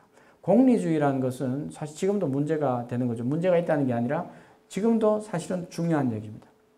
그 다음에 공리주의에서 개인적인 자유와 개인적인 행복은 어떤 관계에 있느냐. 저는 그것은 아직도 중요하다고 생각합니다. 그래서 그 관계를 잘 얘기해야 됩니다. 그런데 공리주의라가 어떻게 적용하느냐에 따라 다른데, 그리고 또 개인적인 자유와 행복을 어떻게 적용하느냐에 따라 다른데, 그것이 어쨌든 어떤 형식으로든지 조화를 이루는 게 가장 좋은 사회죠. 근데 그게 잘 안 되고 있습니다. 어디를 강조하느냐에 따라서. 그런데 이것을 바꾸어서 뭐라고 얘기하는가 하면, 많은 사람들에게 원하는 바를 주면 된다. 이겁니다. 약간의 정치인 같지 않습니까? 뭔가 이렇게. 거기에 보면 예컨대 얘가 있습니다. 저 산 위에 사는 아이들에게 뻗지. 그러니까 우리 말하면 체리. 그 같은 얘기를 한자로 영어로 바꿨나요? 그래서 우리가 알고 있는 뻗지, 체리 알고 있는 거죠. 사과를 먹을 수 있게 해야 한다. 이거죠. 아이들이 사과를 먹고 뻗지를 먹고 하는 게 중요한 거 아닙니까? 모자라면 안 되는 거죠. 그거를 해주는 게 그게 선이다 이거죠. 그리고 그 주부들은 배추, 당근, 그 다음에 어떤 야채 같은 게 필요한데, 야채 아니 채소네요. 같은 게 부족해서는 안 된다 이렇게. 이런 것들이 어떻게 되는가 하면 있어야 된다 이거죠. 그런 것들을. 근데 그게 모자라면 안 된다는 거죠. 그걸 공급해 주는 것이 바로 선이다 이거죠. 그게 아름다움이다 이거죠. 그리고 감자만으로 사는 비참한 색생활이 조금이라도 시장할 수 있게 됩니다. 감자는 사실 독일에서는 원래는 잘 안 먹었던 거죠. 근데 이제 프리드리히 대왕이라는 사람, 프리드리히 2세죠. 프로이센에 거기서 감자를 전부 다 읽어서 식량난을 해결하라고 했습니다. 그래서 많은 식량난에 도움을 줬죠. 해결하게 하는데. 프리드리히 대왕이라는, 프로이센의 그냥 대왕이라는, 우리 뭐 세종대왕처럼. 그런데 이제 사실은 지금은 감자가 주식이 됐습니다. 독일에서는 주식이 되는데, 그 감자만으로 해서는 안 되죠. 뭔가 더 풍족해야 된다. 그들이 원하는 바를 주면 그게 바로 선이다 이거죠. 이런 실용적인 사상을 얘기하는 분이 있습니다. 그런 그 소위 뭐 어른이란 오하임이라는 사람이 있는데, 자, 이런 류의 세계관을 가진 사람들이 있죠. 지금 일부의 독일의 세계관이 됐습니다. 그렇죠? 그러니까 거기에는 또 다른 사람이 어떤 사람이 있습니까? 이렇게 되면 그 다음에 이 사람은 계속 여기 있네요. 이 사람은 이제 소유가 있어야 되지만 공유 재산도 있어야 된다. 게마인, 게마인, 어쨌든 게마인 굿도 있어야 된다. 이 말은 공유, 어떤 사람은 공동 이렇게 합니다. 요즘은 공유 경제라 해서 제가 공유라고 붙여봤습니다. 그러니까 소유가 있는 것은 자본주의에서 소유가 항상 중요한 거죠. 소유의 권리를 인정해 주는 게 자본주의고 그렇지 않은 건 또 다른 거죠. 그건 중요한 겁니다. 그건 유럽에서 확립된 거고 그리고 또 이 얘기를 여기서 하고 있습니다. 소유권은 재산은 신성시돼야 된다. 소유권은 신성시돼야 된다. 적어도 그게 확립된 게 최근 얘기입니다. 근대 이후죠. 과거에는 소유권이라는 게 사실 별로 없었어요. 이거 뭐 조선시대는 당연했고 유럽에서도 중세시대 그리고 18세기 근대 이전에는 군주가 다 가지고 있었어요. 그냥 가지고 뺏으면 돼요. 그냥 와서 뭐 그냥 언제라도 군주가 그때 에피소드가 있는데 뭐 시간상 어쨌든 칼 아우구스트가 계몽군주라는 얘기를 하는데 계몽군주 들어보셨죠? 계몽된 군주는 아니지만 군주 역할을 했죠. 그 중에 대표적인 사람이 뭐 프리드리 대왕도 있고 뭐 그다음에 뭐 칼 아우구스트 공작도 괴테 때문에 뭐 대단히 유명한 사람이 됐고 계몽군주처럼 보이는데 자기보다 더 좋은 걸 갖고 있으면 못 참습니다. 자기들 시민 중에서 신하 중에서 그래서 그 집에 가서 있었으면 그걸 행패를 부리고 했죠. 던지고 뭐 그렇게 해서 결국 뺏는 경우죠. 그렇게 되는 상황이 되니까 그만큼 재산권이라는 것은 사실 인정이 잘 안 됐죠. 근데 그 이후에 재산권이 이제 그 신성시되는 정도로 뭐 신성까지는 안 됐지만 인정이 되는 거죠. 그런데 그 소유가 있어야 되지만 여기에서는 그러나 그 밑에 인용을 보면 어떤 소유라도 소유는 돼야 되지만 공동재산도 있어야 된다. 공유재산도 있어야 된다. 이거죠. 그러니까 내가 부자라고 하면 어떤 경우에는 자기 재산이 일정 부분이 있어야 되지만 일정 부분은 사회의 재산이라고 생각해야 된다. 이렇게 주장하는 분입니다. 그러니까 그게 또 일리가 있는 거죠. 그 밑에 보면 그러니까 어떤 사람에게도 자본에 손을 대서는 안 된다. 이 말은 자신의 기본 어떤 예를 들어서 뭐 내가 돈이 얼마가 있다. 그거는 기본 어떤 몫은 자신만의 몫이 있습니다. 그것은 손을 대서는 안 되는 법적으로 보호를 받아야 되는 거죠. 그리고 또 그렇게 해야 되는데 그러나 거기에 더 늘어나는 일정 부분은 그것은 사실은 언제라도 모든 사람들이 내줄 수 있어야 된다. 즉 사회가 같이 공유해도 된다. 이런 거죠. 그러니까 이제 요즘 얘기로 하면 그게 세금이 될 수도 있고 세금을 어떻게 부과하느냐에 있을 수도 있는데 밑에 보면 제일 마지막에 세 번째 인용에 보면 이거 있습니다. 수입이 그래서 내가 줄어든다 이거죠. 그러면 그 깨인 그 사람의 그 주인의 입장에서 어른의 입장으로 보면 내가 수입이 원래는 내가 이 장원의 수입이 예를 들어서 뭐 100억이 나와야 되는데 그 중에서 내가 50억만 쓰고 50억만 내 재산으로 하고 나머지 재산은 주겠다. 반 얘기는 없습니다. 예컨대 그렇습니다. 그렇다면 내 수입이 적어지는 거죠. 그렇지만 그것은 다른 사람에게 생활을 필요한 것을 주는 데 썼기 때문에 그것은 나의 즐거움이고 그것이 그것이 공정한 것이다. 라는 그런 얘기를 여기서 하고 있습니다. 이것은 조금 더 복잡하게 발전시키면 상당히 많은 사회적인 뭔가 하면 토론하고 연관이 될 수도 있습니다. 그래서 그 일정 부분의 숫자가 어느 부분이냐 이런 얘기가 있을 수 있죠. 경제학으로도 뭐 얘기할 때는 여러 가지 얘기가 있으면 그러나 괴테도 그런 얘기를 어느 정도 하고 있습니다. 그러나 괴테가 그 일에 참여했느냐 그렇지는 않고 그렇게 주장하는 바를 묘사하고 있습니다. 그러니까 어쨌든 그 독일에서 경제를 독일은 시장 경제이긴 하지만 무슨 경제라고 자기들이 그렇게 주장하는가 하면 적어도 뭐 법조항으로 그렇게 하고 있죠. 독일에서의 경제 이름은 뭐라고 혹시 들어보셨습니까? 한국에서 잘 모르는데 그러니까 뭔가 하면 사회적 시장 경제 이렇게 얘기합니다. 사회적 소시알레 마크wirtschaft 이렇게 해서 사회를 소셜이란 말이죠. 사회주의 시장 경제가 아니고 사회적 시장 경제. 이때 사회란 것은 공유 재산을 인정하는 거죠. 공동의 재산, 사회적인 재산을 인정하는 그런 겁니다. 그 다음에 시장 경제가 같이 있는 거죠. 근데 미국에서 보면 그건 사회주의 아니냐 이렇게 말하는 분들도 있죠. 사실 미국하고 입장이 조금 다르죠. 약간 유럽식이 그런 식인데 독일은 그게 명문화되어 있습니다. 사회적 시장 경제. 그것도 이제 경제학적으로 보면 왜 도입이 될 때 어떻게 되느냐 그 여러 가지 그게 곡절이 있죠. 근데 결과적으로는 어쨌든 사회적인 어떤 요소를 강조하는 요소가 바로 있습니다. 그거는 사회주의하고는 전혀 상관이 없습니다. 그래서 여기에서 나오는 이 18세기에 이미 이런 그 생각을 가지고 있었던 분들이 있다 이거죠. 그래서 그것은 내 소유도 있지만 사회적인 소유도 있어야 된다. 재산도 있어야 된다. 이것을 강조하는 겁니다. 그래서 그런 점에서 우리가 해야 되지만 이것을 사회주의랑 연결시켜서는 안 된다. 저는 이렇게 얘기합니다.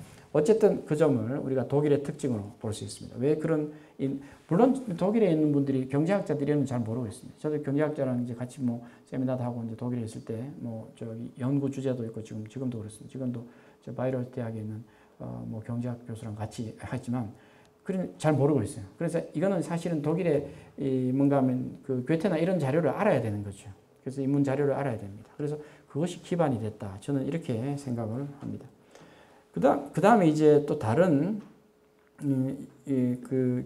있는데 여기에 보면 이제 공동체 그 묘사가 나오고 있습니다. 공동체가 쾌청한 날에는 보리수 나무 아래서 공동체죠. 원로들이 서로 그러니까 소위 말 원로들이 만나서 의논하고 주민들은 가르침을 받고 젊은이들은 즐기고 그래서 이렇게 생활은 진지하지만 쾌활함, 즐거움도 같이 보는 것이 어울려 있는 것이 아름답다. 이렇게 됩니다. 이건 번역은 조금 약간 어색하죠. 이제 제가 기존에 있는 번역을 가지고 그냥 급하게 그냥 이렇게 했습니다. 어쨌든 제 설명을 좀 들으시면 되겠습니다.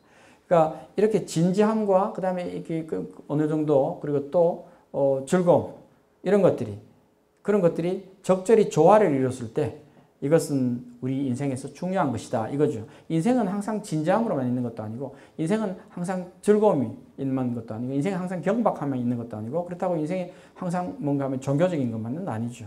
그래서 그게 다 조화를 이루어야 되는 겁니다. 그래서 그런 것들 여기에는 이 공동체에서의 생활을 얘기하는데 공동체가 중요하다는 얘기를 하죠. 사회에. 그러나 거기에서는 보면 이 장면을 묘사해 보면 이걸 어떤 단어로 바꿀 수 있는가 하면 소위 말하면 이거는 이제 한국에서 언젠가 뭐 어떤 분들이 이렇게 해서 논쟁이 비슷하게 되는데 진지한 논쟁은 아니었습니다. 왜냐하면 개념들을 다 자기 마음대로 썼기 때문에 뭐 적어도 제 볼 때는 그렇습니다. 소위 말하면 계몽입니다. 계몽에 대한 얘기를 얘기합니다. 그러니까 지금도 계몽은 필요하다 이렇게 주장하는 분도 있고 그럼 필요 없다 이제 뭐 이렇게 이야기하는 분도 있는데 독일에서는 아직까지 계몽에 대한 많은 비중을 두고 있습니다. 이웃 나라 프랑스에서는 포스트 모던이래 가지고 이제 별로 관심이 없어요. 그렇지만은 독일에서는 좀 그렇습니다. 그런데 여기서 얘기는 바로 공동체를 생각하고 이렇게 하는 건 약간 계몽하고 연관이 있습니다. 근데 문제는 계몽도 조금 뭔가 이렇게 선이 있는 거죠. 항상 중요한 선이 있습니다. 자칫 잘못하면 그거는 전체에 대한 압력이 됩니다. 개인에 대한 압력이 되고 그게 조금 약해지면 그 사회는 아무런 공동체 의식이 없는 사회, 무질서하게 보이는 적어도 독일인들이 볼 때는 그런 사회가 됩니다. 그래서 그걸 어느 정도 잘 지키는 그게 중요합니다. 그래서 여기서 말하는 게 늘 그게 맞다는 게 아니고 그런 얘기를 지금 사상은 시각을 보여주는 거죠. 보리수는 독일에서는 늘 독일 전형적인 나무죠. 우리가 말하는 보리수가 아닌 그 독일에 있는 그 나무인데 어쨌든 그런 곳에서는 그 원로들이 가르친다는 것은 이 가르침이라는 것은 계몽이죠. 그러나 그것은 절도가 있어야 되고 한계가 있어야 되고 또 자유가 있어야 됩니다. 그런 것들. 근데 이제 그것은 정확하게 교태가 묘사하지는 않습니다. 어느 정도 선이 필요하냐 그게 아니고 그냥 묘사하고 있습니다. 그래서 여기에는 토론을 위한 어떤 소재가 되겠죠. 여기에 보면 둘째는 조금 더 이상하죠. 일요일에는 혼자서 성찰하는 시간을 가집니다. 그러니까 인생은 항상 제약입니다. 인생은 제약이 맞죠. 인생은 다 제약의 연속으로 되어 있습니다. 인생은 어떤 사람은 생야고라 그래서 항상 고통이 연속이죠. 중간중간에 긴 장마 가운데서 잠깐의 햇빛 같은 그런 즐거움은 있죠. 그러나 대체로는 다 고통의 연속이나 제약의 연속이죠. 그런데 여기에서는 일요일에는 거기에서 좀 벗어나서 나를 돌아보는 시간을 가져보자 이겁니다. 그러니까 우리 소위 말하는 종교로 말하면 뭐 주일 이렇게 되는 거 아닙니까? 근데 그 주일이 종교적인 그게 아니라 이거는 글자 그대로 공동체가 자체적으로 종교는 자유입니다. 그러나 마치 그것이 그런 신념이나 세계관이 종교처럼 이렇게 움직이고 있는 데죠. 그러니까 일요일 날은 각자 의무적으로 성찰해라 이거죠. 그러니까 자기를 돌아보는 삶은 중요한 겁니다. 그런데 왜 하필 일요일에만 해야 됩니까? 그러니까 이게 이제 계몽의 그 어떤 한계와 아니면 계몽의 필요성과 이게 같이 있는 거죠. 뭔가 성찰하는 건 참 중요한데 너 다른 날 하지 말고 일요일만 해. 일요일 날은 성찰 안 하면 안 돼. 이러면 안 되는 거죠. 그런 얘기입니다. 약간의 그러니까 비판과 풍자가 같이 있는 거죠. 그래서 어떤 사람, 어떤 여자는 발랄한 어떤 여자는 거기에 나오는 인물 중에 한 사람, 야, 그건 정말 그렇게 하면 참 클린한 라이프다. 사우브레스 레벤. 클린한 라이프다. 참 깨끗한 삶이네요. 그러면 이건 약간 비아냥거립니다. 야, 그렇게 살면 365일 그렇게 살면 정말 깨끗하게 살겠네요. 이렇게 하는. 그러니까 과연 그것이 사람이란 게 약간 뭐 실수도 하고 뭐 어떤 경우에는 뭐 이렇게 하기도 하죠. 그런데 그걸 엄격하게 규정하는 것, 그 자체는 또 문제가 있는 거죠. 그것을 또 같이 보여줍니다. 그러니까 계몽의 문제가 어느 정도로 가야 되느냐 이런 문제에 대한 토론도 여기서 지금 알려주고 있는 겁니다. 또 한 분이 있습니다. 마카리에라는 어떤 인물이 있는데 이 인물은 어쩌면 그 뭔가요? 사회에서 우리 사회에서 되게 뭐 지도급에 있는 분들 중에서는 어떤 게 있습니까? 뭐 요즘은 학계에서는 어떤 그런 분들이 별로 별로 안 쳐주니까 그런데 뭐 100세 넘은 분들은 어떤지 모르지만 되게 이제 지금 남아 있는 경우에는 되게 이제 종교계 이런 쪽에 있죠. 이제 그런 분에서 중에서 아주 원로인 분이 있다고 생각하시면 어떻습니까? 존경을 받는. 그러나 그분은 너무나 나이가 들었어요.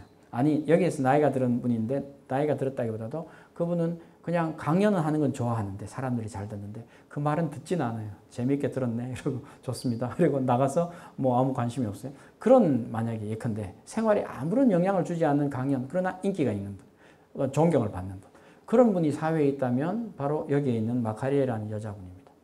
여자분 여기에는 초로의 부인인데 뭐 초로라는 건 약간 나이가 든 분인데 사실 초로는 조금 어쨌든 나이 든 부인인데 걸어다니지 못합니다. 안락 의자에 이렇게 의자에 끌려서 들어오는. 그런데 그분은 우주의 진리를 알고 있습니다. 두 번째, 태양계 전체를 전부 다 몸속에 가지고 있다. 이 말은 자신이 태양계라는 것은 사실은 그 당시에 알려진 태양계라는 것은 지구에 영향을 미치는 어떤 그 뭔가 외부 영향이라는 거죠. 즉 지구라는 것은 인간이 삶을 살아가는 것이죠. 그러면 내 삶에 영향을 주는 우리의 삶에 영향을 주는 어떤 요소를 다 알고 있는 즉 삶을 통찰하고 있는 즉 삶의 마이스터이죠. 마이스터. 삶의 마이스터 같은 분입니다. 이런 분은. 그러니까 우리로 말하면 뭐 우리 사회의 원로 아까 종교계에 누구라면 예컨대 뭐 어떤 분이라고 한다면 그래도 되겠죠. 뭐 그런 분입니다. 그런 분인데 사실은 휠체어에 들어온다 이거죠. 그러면 뭔가 하면 존경은 받되 아무도 그 얘기는 듣지는 않습니다. 그러니까 그런 유의 분들도 있다. 즉 그 당시에 독일 사회가 그렇게 급변하고 있다 이거죠. 사람들은 더 이상 뭐 어떤 그 진리니 이상이니 혹은 뭐 참이니 어떻게 살아야 되는 얘기 별로 관심이 없어요. 그 내 인생이 어떻게 돌아가느냐, 그다음에 뭐 진리 어떻게 인생이 돌아가면서 뭐 그게 맞춰서 사는 것이 중요하냐, 뭐 이런 거는 별 관심이 없고 그것을 알려주는 사람은 그냥 어떤 노인이에요. 노인. 적어도 저는 그렇게 해석하고 있습니다. 다른 분들은 뭐 다르게 해석할 수도 있습니다. 그러니까 우리 사회로 보면 바로 그러니까 말씀은 있을 때 행함은 없습니다. 예수님 같은 말씀은 있는데 행함은 없는. 그러니까 어떤 분이 와서 이야기를 하는데 전부 다 사람들이 전부 좋아합니다. 그런데 다 인정합니다. 그렇지만은 그렇게 아무도 행하지 않는 그런 사회가 됐다. 이런 거죠. 뭐 독일도 어느 정도는 그렇습니다. 그런 유의 분들을 얘기하고 있습니다. 뭐 한국의 종교계에 그런지 모르지만 어쨌든 예컨대 있다는 그렇습니다. 그래서 그 다음에 이제 어떤 분들은 이런 분들이 있습니다. 어떤 집단이냐면 3부에 쭉 넘어가면 중간에 좀 빼고 어떤 쪽은 여기에 보면 이 사회가 너무나 좁고 잘못되어 있다. 그래서 뭔가 우리가 다른 데 가서 영역으로 가서 사회를 넓혀서 소위 말하면 거기서 새로운 사회를 만들어 보자. 이런 분들이 있어요. 이거는 이제 한때 독일에서 유럽을 떠나서 독일을 떠나서 미국으로 많이 이민을 갔습니다. 그때 얘기죠. 이민을 간 이유는 신세계에 가서 뭔가 꿈을 펼치기 위해서 그렇죠. 독일에서는 유럽에서 너무 좁고 너무 제약이 많고 자유도 없고 그다음에 뭐 계급도 있고 뭐 이러니까 그래서 유럽으로 뭐 미국으로 간 거 아닙니까? 그래서 미국에서 온 사람들이 많이 있었죠. 한때는 미국에서 독일에서 온 사람들이 독일어권에서 온 사람들이 많았기 때문에 공용어를 독일어를 쓸 거냐 영어를 쓸 거냐 하다가 투표에서 밀렸죠. 조금 근소한 차로 밀렸습니다. 그래서 독일어를 안 쓰고 영어를 썼습니다. 저는 그 얘기를 듣고 생각해 보면 안타까움을 금할 수 없습니다. 그런데 그렇다면 우리가 이 소수언어로서 적어도 한국에서는 유럽에서는 독일어가 아주 인기입니다. 왜냐하면 이제 독일이 유럽에서 유일한 경제적으로 아니면 문화적으로 강국이고 그 다음에 앞으로도 계속 버틸 수 있는 나라이기 때문에 제가 뭐 얘기하는 건 사실 뭐 제 전공이라서 그런 게 아니라 유일한 나라입니다. 왜냐하면 그 속을 듣다 보면 다른 나라들은 되게 다 위태위태한 나라들입니다.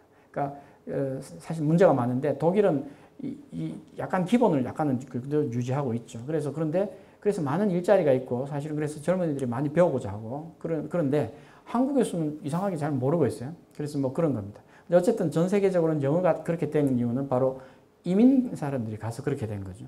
근데 그 얘기입니다. 여기에서 중요한 것은 조국에 대한 얘기입니다. 나라에 대한 얘기죠.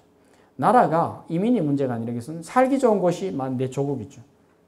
내가 조국, 나라도 내가 스스로 바꿀 수 있어야 된다 이겁니다.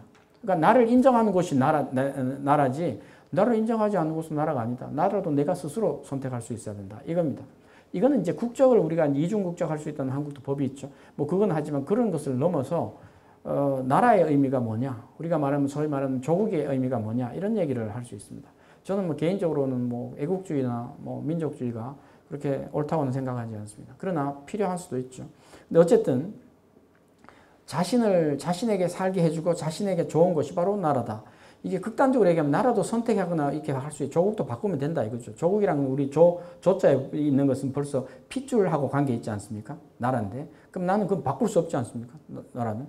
우리 제 고등학교 동창들은 하는 얘기가 뭐 다 같이 하시는 말이지만 국적은 바꿔도 학적은 못 바꿔. 그래서 고등학교가 얼마나 더 중요한데 이렇게 얘기하는데 국적을 바꾸는 단순한 차원이 아니라 내가 조자로 부르는 거예요. 조국. 그러니까 할아버지 조 이겁니다. 우리 혈통. 이게 아니라 그건 별 의미가 없다는 내가 어느 나라를 어떻게 선택하느냐는 나의 자유다. 이렇게 봐야 된다는 그런 의식이죠.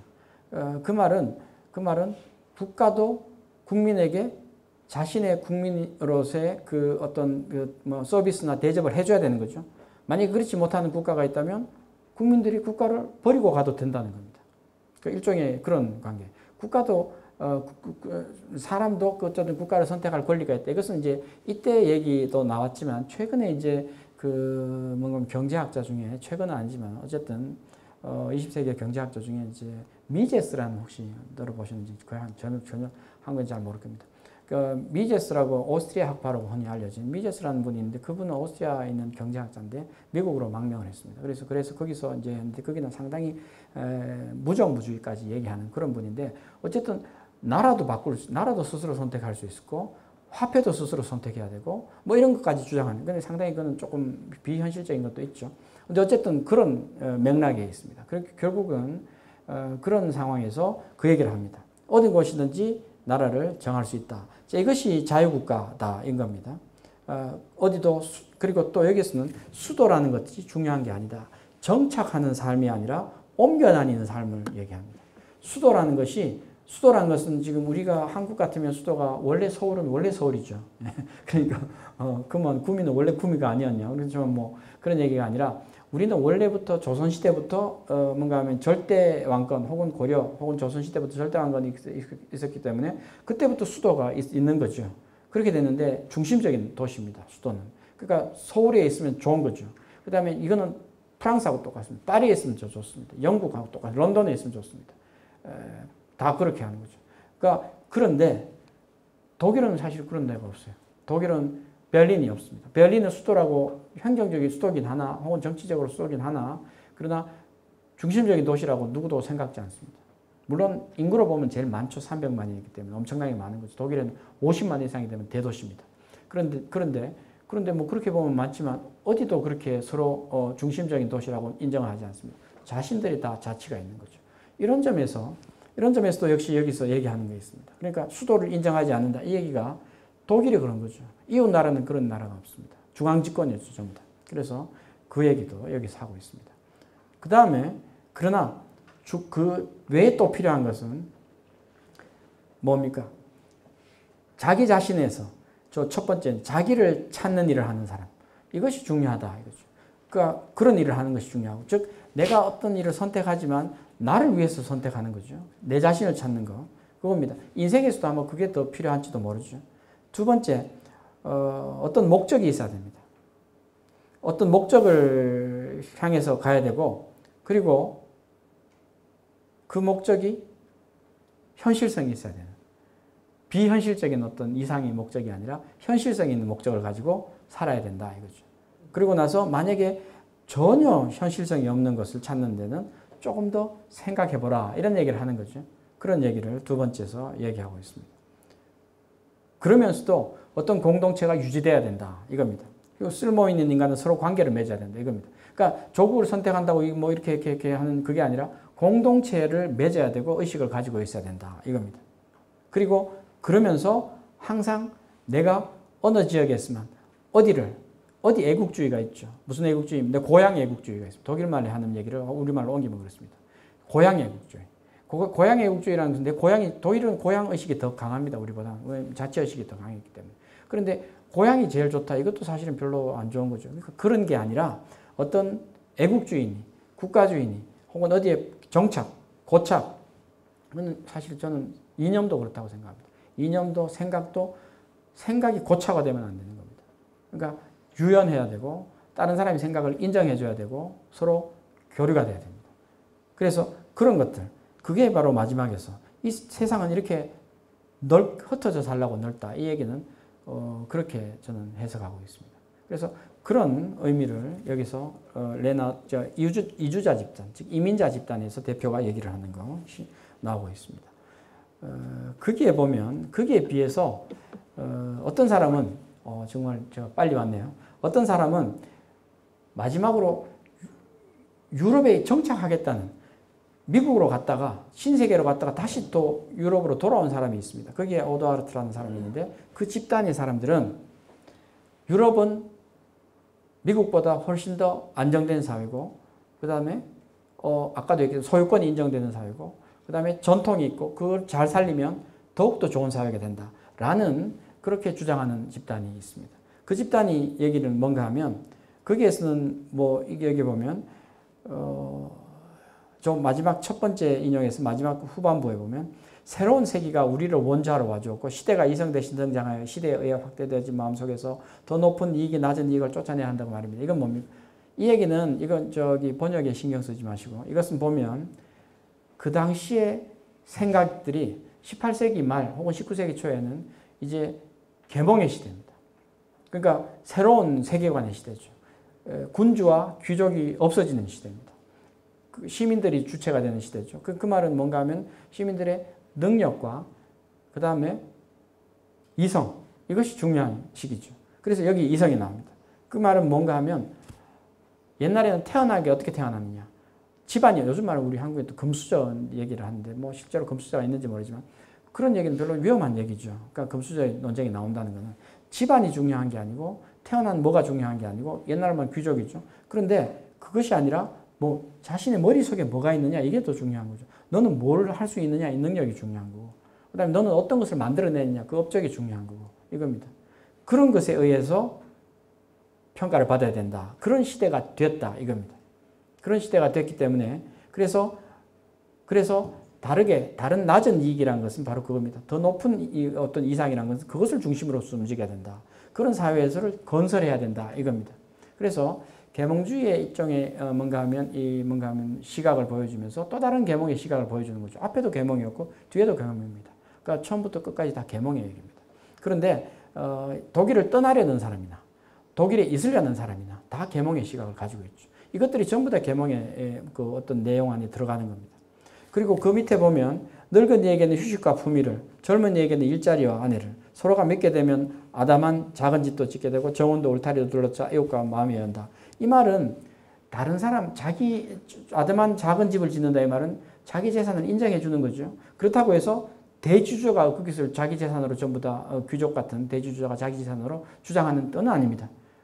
그러니까 아까 얘기했던 사회적인 재산이 있고 개인 재산이 인정이 되는 그런 사회를 만들 수 있다는 거죠. 그리고 젊을 때는 일을 하지만 나이가 들어서는 좀 쉴 수 있는 상황이 돼야 되는 거죠. 그게 우리가 소위 말하면 연금이나 이런 건 그런 제도 아닙니까? 그게 바로 제도적으로 돼야 되는 거고 사회가 그것을 보장해 줘야 됩니다. 그 다음에 이제 후반부에 보면 타고난 사람이라고 되어 있는데 다른 고향에 있는 사람들 또 같이 함께 살아야 된다. 공동체를 이루어야 된다. 이겁니다. 이것은 전혀 뭔가 계몽주의 논쟁 가운데 없는 얘기지만 사실 계몽의 얘기입니다. 이것도. 그러니까 보수냐 진보냐 이런 게 하고 상관없이 계몽의 얘기를 여기서 하고 있다. 요컨대 이 작품은 제가 이제 앞부분하고 그림을 한번 얘기하면서 마치도록 하겠습니다. 이 작품은 전체적으로 괴테의 계몽의식을 보여주는 작품입니다. 계몽이라는 게 뭐냐 이걸 얘기합니다. 원래 계몽이란 뭐냐 이런 그 짧은 글을 쓴 사람은 유명한 글을 쓴 사람은 칸트가 얘기합니다. 철학적으로는 Was ist die Aufklärung? 계몽이란 뭐냐? 그러면 이제 칸트가 얘기할 때는 끝에 이제 멋있게 보이려고 자페레 아우데 이런 말을 썼습니다. 라틴어로 쓰면 약간 멋있어 보인다고 잠깐 약간 이제 약간 그 현학적으로 보이는 게 또 약간 또 학자들은 조금 약간 그런 허영이 있죠. 근데 이제 그 끝에 보면 뭔가 하면 그 요점이 그겁니다. 칸트가 얘기한 것은 너의 스스로 판단력으로 그리고 행동하는 그런 사람이 될 때 계몽적인 사람이다. 이거죠. 어떤 다른 것에 의존해서 판단하지 말고 다른 것에 현혹되지 말고 스스로 힘에서 스스로 이성을 사용할 용기를 가져라 이거죠. 자, 그런데 주체적인 인간이 되라 이런 얘기입니다. 우리 다 아는 얘기 아닙니까? 근데 그게 어려운 얘기죠. 근데 이제 괴테가 말하는 계몽은 이렇게 복잡한 얘기입니다. 이 사회와 내 개인적인 사회의 여러 가지 시각이 다 같이 있는 것이 계몽이니까 독일은 역시 지금도 계몽을 중요시하게 하는 나라입니다. 마치 계몽의 논쟁 가운데 어떤 사람들은 보면 계몽은 옛날에 18세기에 있었기 때문에 지금은 옛날 얘기고 그다음에 누구나 뭐 어른들이 가르치고 아니면 뭐 군주가 뭘 가르치고 억압하고 절대 군주가 어떻게 계몽 절대 군주이기 때문에 그건 껍데기고 뭐 이런 얘기를 하는데 그것도 틀린 얘기입니다. 그렇다고 해서 계몽이 절대 그 계몽이 제일 좋은 것이고 뭐 그 가장 해야 된다. 뭐 지도자가 가장 훌륭하고 지도자는 전지전능하다. 이거 어디서 들어본 얘기 아닙니까? 그렇게 하는 것도 틀린 얘기입니다. 여기에서 계몽이란 것은 우리가 우리 사회에서 인간의 자유와 개인의 자유와 사회 공동체가 어떻게 유지되느냐 이것에 대해서 고민하는 겁니다. 그 조화를 이루는 것에 대해서 고민하는 것이 계몽이다. 저는 그렇게 생각합니다. 그 얘기를 괴테는 해주고 있습니다. 그러니까 괴테는 한 번도 자신이 낭만적인 인간이라고 생각하지 않았습니다. 그 다음에 이게 하이네가 말했듯이 조롱했듯이 아니면 하이네가 약간 비꼬았듯이 자기가 제우스라고 생각하지 않았습니다. 자기는 고대 그리스의 무슨 신화에 나오는 신처럼 그렇게 어떤 고전의 세계, 그러니까 그 고대의 그 그리스, 로마, 즉 유럽의 고대의 세계로 지향하는 사람은 아닙니다. 그렇게 몇 가지 말을 쓰는 것 같았지만 결과적으로는 현실에서 계몽을 찾는 그런 작가입니다. 그러니까 소위 말하면 방송이나 언론에서 뭐 고전의 신화가 어떻고 뭐 그리스 신화가 어떻고 좀 최근에 보면 좀 자세히 안 봤습니다만 어쨌든 뭐 고대 그리스 신화 얘기 다시 하는 겁니다. 그거는 다 정말 긴 역사 가운데 일부에 해당합니다. 그 자료는 일부에 해당하고 우리가 고대 세계는 알 수가 없습니다. 그거는 만약에 극단적으로 얘기하면 다 거짓말입니다. 그런데 괴테 당시에도 그 자료는 별로 없었어요. 그러니까 괴테는 그런 고대 세계를 동경한 게 아니고, 그걸 이상으로 삼은 게 아니고, 현실에 대한 어떤 시각, 이것을 만들려고 하는데, 그것은 계몽의 시각입니다. 즉, 괴테는 계몽주의자라고 저는 얘기합니다. 고전주의자가 아니죠. 고전주의라는 것은 잘못 얘기하고 있는 겁니다. 지금은 독일에서는 그렇게 얘기하고 있지 않습니다. 계몽주의자인데, 그 후배 세대가 누군가 하면 낭만주의가 있습니다. 괴테가 살아있을 때 후진들 있었죠. 후진들은 낭만주의자들은 소위 독일에서는 낭만주의를 만든 나라입니다. 낭만주의라는 개념을 만든 나라가 바로 독일인데 그 개념을, 그러니까 낭만주의라는 것은 뭐 낭만, 사랑, 우정, 그 다음에 이상, 꿈 이런 게 아니고 그 의미가 뭐냐. 결국은 낭만주의와 계몽주의는 같은 시대에 나온 건데 괴테라는 인물이 계몽을 강조했으면 그 젊은 시절, 괴테가 나이가 들었을 때 20대, 젊은 예나 대학에 제가 거기서 하기로 했습니다. 어쨌든 예나 대학에서 나왔던 젊은 학생들 혹은 지식인들이 그게 반대해서 혹은 다른 얘기를 한 것이 바로 낭만주의인데, 그러나 통하는 게 있습니다. 낭만주의는 고전주의 혹은 계몽주의에, 뭐 독일은 고전주의가 아니라 계몽주의라고 말씀했습니다. 근데 그게 뭐 반대해가지고 뭐 어떤 형식적인 어떤 것에 반대해서 뭐 자유로운 감성을 얘기한다. 그게 아니고 낭만주의와 계몽주의는 통하는 겁니다. 어떤 점에서 통하는가 하면 생각하는, 성찰하는 자세. 이거는 통합니다. 오늘의 주제입니다. 삶에 대해서 성찰하는 것은 똑같이 통합니다. 단지 어떤 방식으로 성찰하느냐, 그것은 다르죠. 그러니까 괴테가 성찰했던 것은 사회의 예리한 관찰자로서 이 사회를 어떻게 좀 변화시키면 나 개인 행복과 사회 공동체가 같이 유지되느냐라는 것에 대한 고민이 있었고, 그건 지극히 현실적인 겁니다. 거기에 비해서 낭만주의자들은 그것은 좀 약했습니다. 대신에 내가 어떻게 삶을 사느냐, 나는 어떻게 사는 것이 행복하느냐, 이것을 더 고민했습니다. 적어도 낭만주의자들이 느낀 것은, 그림은 이겁니다. 낭만주의 이걸 설명하려면 또 한 강조를 더 해요. 재미있는, 낭만주의도 아주 재미있는. 왜냐하면 독일적인 것은 낭만적인 겁니다. 독일이 만들어낸 건, 소위 말해서 만들어서 수출한 것은, 유럽에 수출한 것은 낭만주의입니다.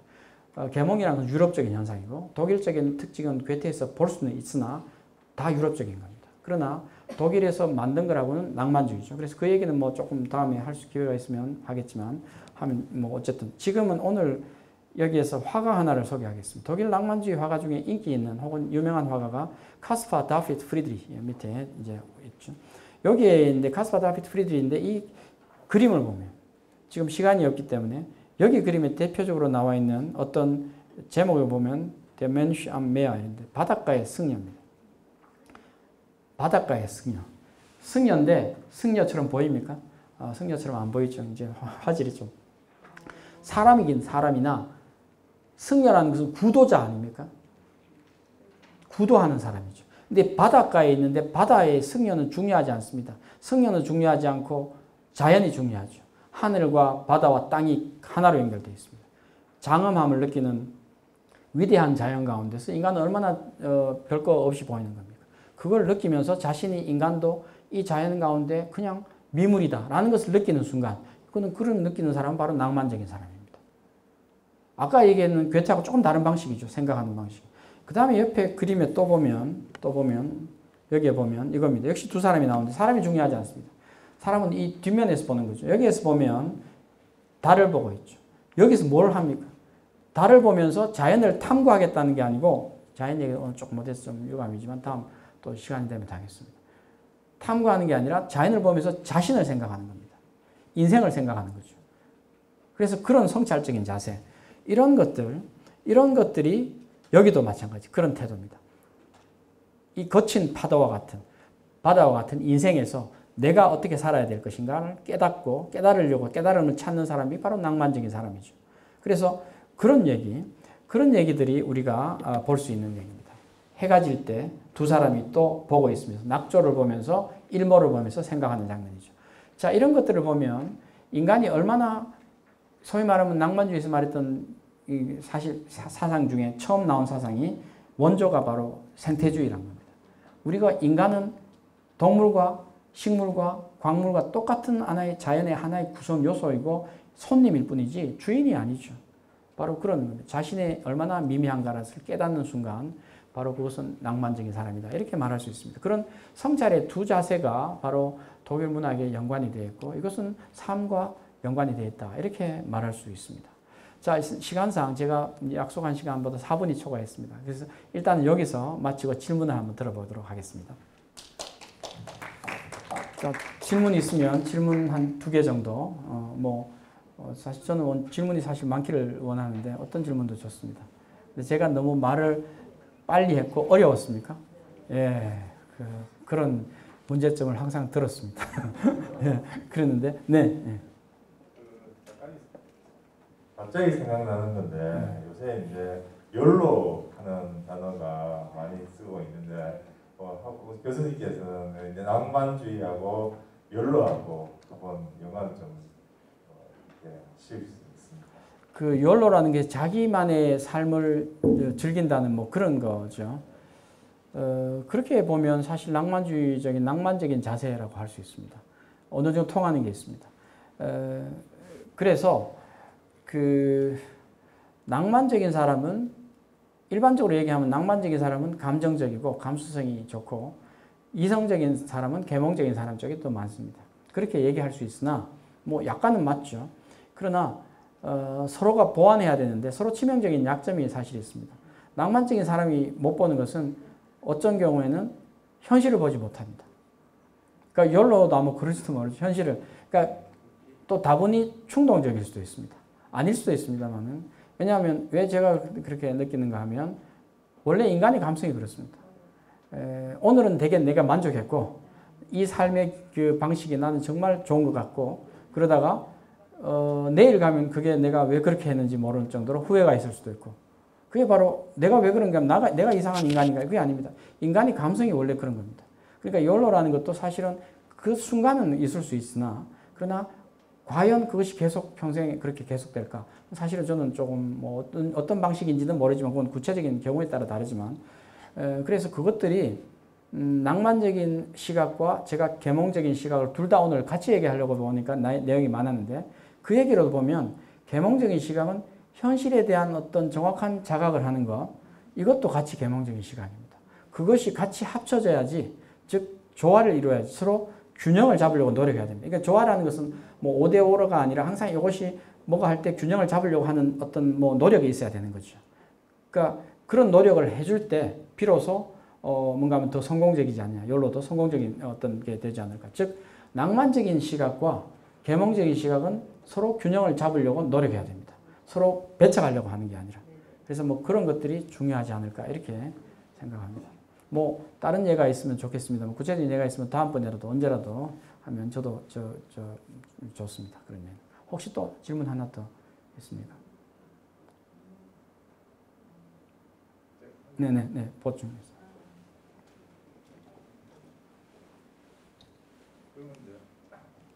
계몽주의 하고 개인의 사회적 참여에 대해서는 어떤 관계가 있는지 한번 간단하게 말씀해 주시죠. 예, 그거는 상당히 뭐 하나로 말씀드리기는 참 힘들지 않을까 이렇게 생각합니다. 왜냐하면 사회적인 참여가 여기서 말하는 괴테가 말하는 계몽의 입장은 자신에 대한 계몽이 더 중요한 겁니다. 그러니까 사회에 대한 계몽도 사실은 들어가 있지만 자신에 대한 계몽이 일단 원칙이죠. 더 맞고 그러고 나서 이제 사회에 대한 계몽인데 사회에 대한 참여는 자신에 대한 계몽은 별로 관심이 없고 예컨대 사회에 대한 계몽만 한다. 이러면 그거는 잘못된 거라고 저는 생각합니다. 문제는 많은 경우 그렇게 주장합니다. 그러니까 나는 존재가 없죠. 나는 잘했다는 말이죠. 그러니까 뭐 다 하는데 사회가 잘못됐어. 아니면 다른 사람이 잘못됐어. 이렇게 얘기하면 바꿔야 돼. 이렇게 얘기한다면 저는 그것은 조금 한데 문제는 항상 출발은 자신에서 출발해야 됩니다. 그리고 나와 사회의 관계도 같은 아까 그 감성과 이성 간의 관계처럼 내가 사회와 배척되는 것이 아니라 내가 뭔가 내 주장이 많을 때 혹은 나의 시각이 강할 때는 사회에서는 이것을 타인은 어떻게 보느냐라는 것을 동시에 생각해 봐야 됩니다. 그러니까 그게 성찰이죠. 돌아봅니다. 그 다음에 사회적인 어떤 시각만을 주장하는 분들은 동시에 이것은 개인적으로 과연 이것이 어떻게 용납이 될 수 있느냐, 개인적인 시각과 어떻게 잘 조화를 이루느냐라는 것을 동시에 돌아봐야 됩니다. 그렇지 않다면 각자의 주장만이 있는 거죠. 그리고 또 그것이 독선이 될 수 있습니다. 그러니까 우리 사회에서 공동체가 유지되기 위해서 가장 중요한 것은 독선을 벌이는 겁니다. 독선을. 그거는 뭐 어떤 경우라도 저는 우리 괴테의 작품에서도 그것을 이야기하고 있습니다. 공동체가 유지되기 위해서는 독선이. 그러나 만약에 어떤 공동체를 내가 필요로 하지 않는다면 적어도 괴테는 공동체를 파괴시켜라 이렇게는 하지 않고 떠나라 이겁니다. 이것은 가능하나 독선을 가지라 이런 얘기는 없는 거죠. 그래서 그런 의미에서 아마 내가 독선에 있지 않느냐 이것은 뭐 이게 뭐 구도도 아니고 아무것도 아닙니다. 그러니까 그런 정도의 계몽이 필요한 거죠.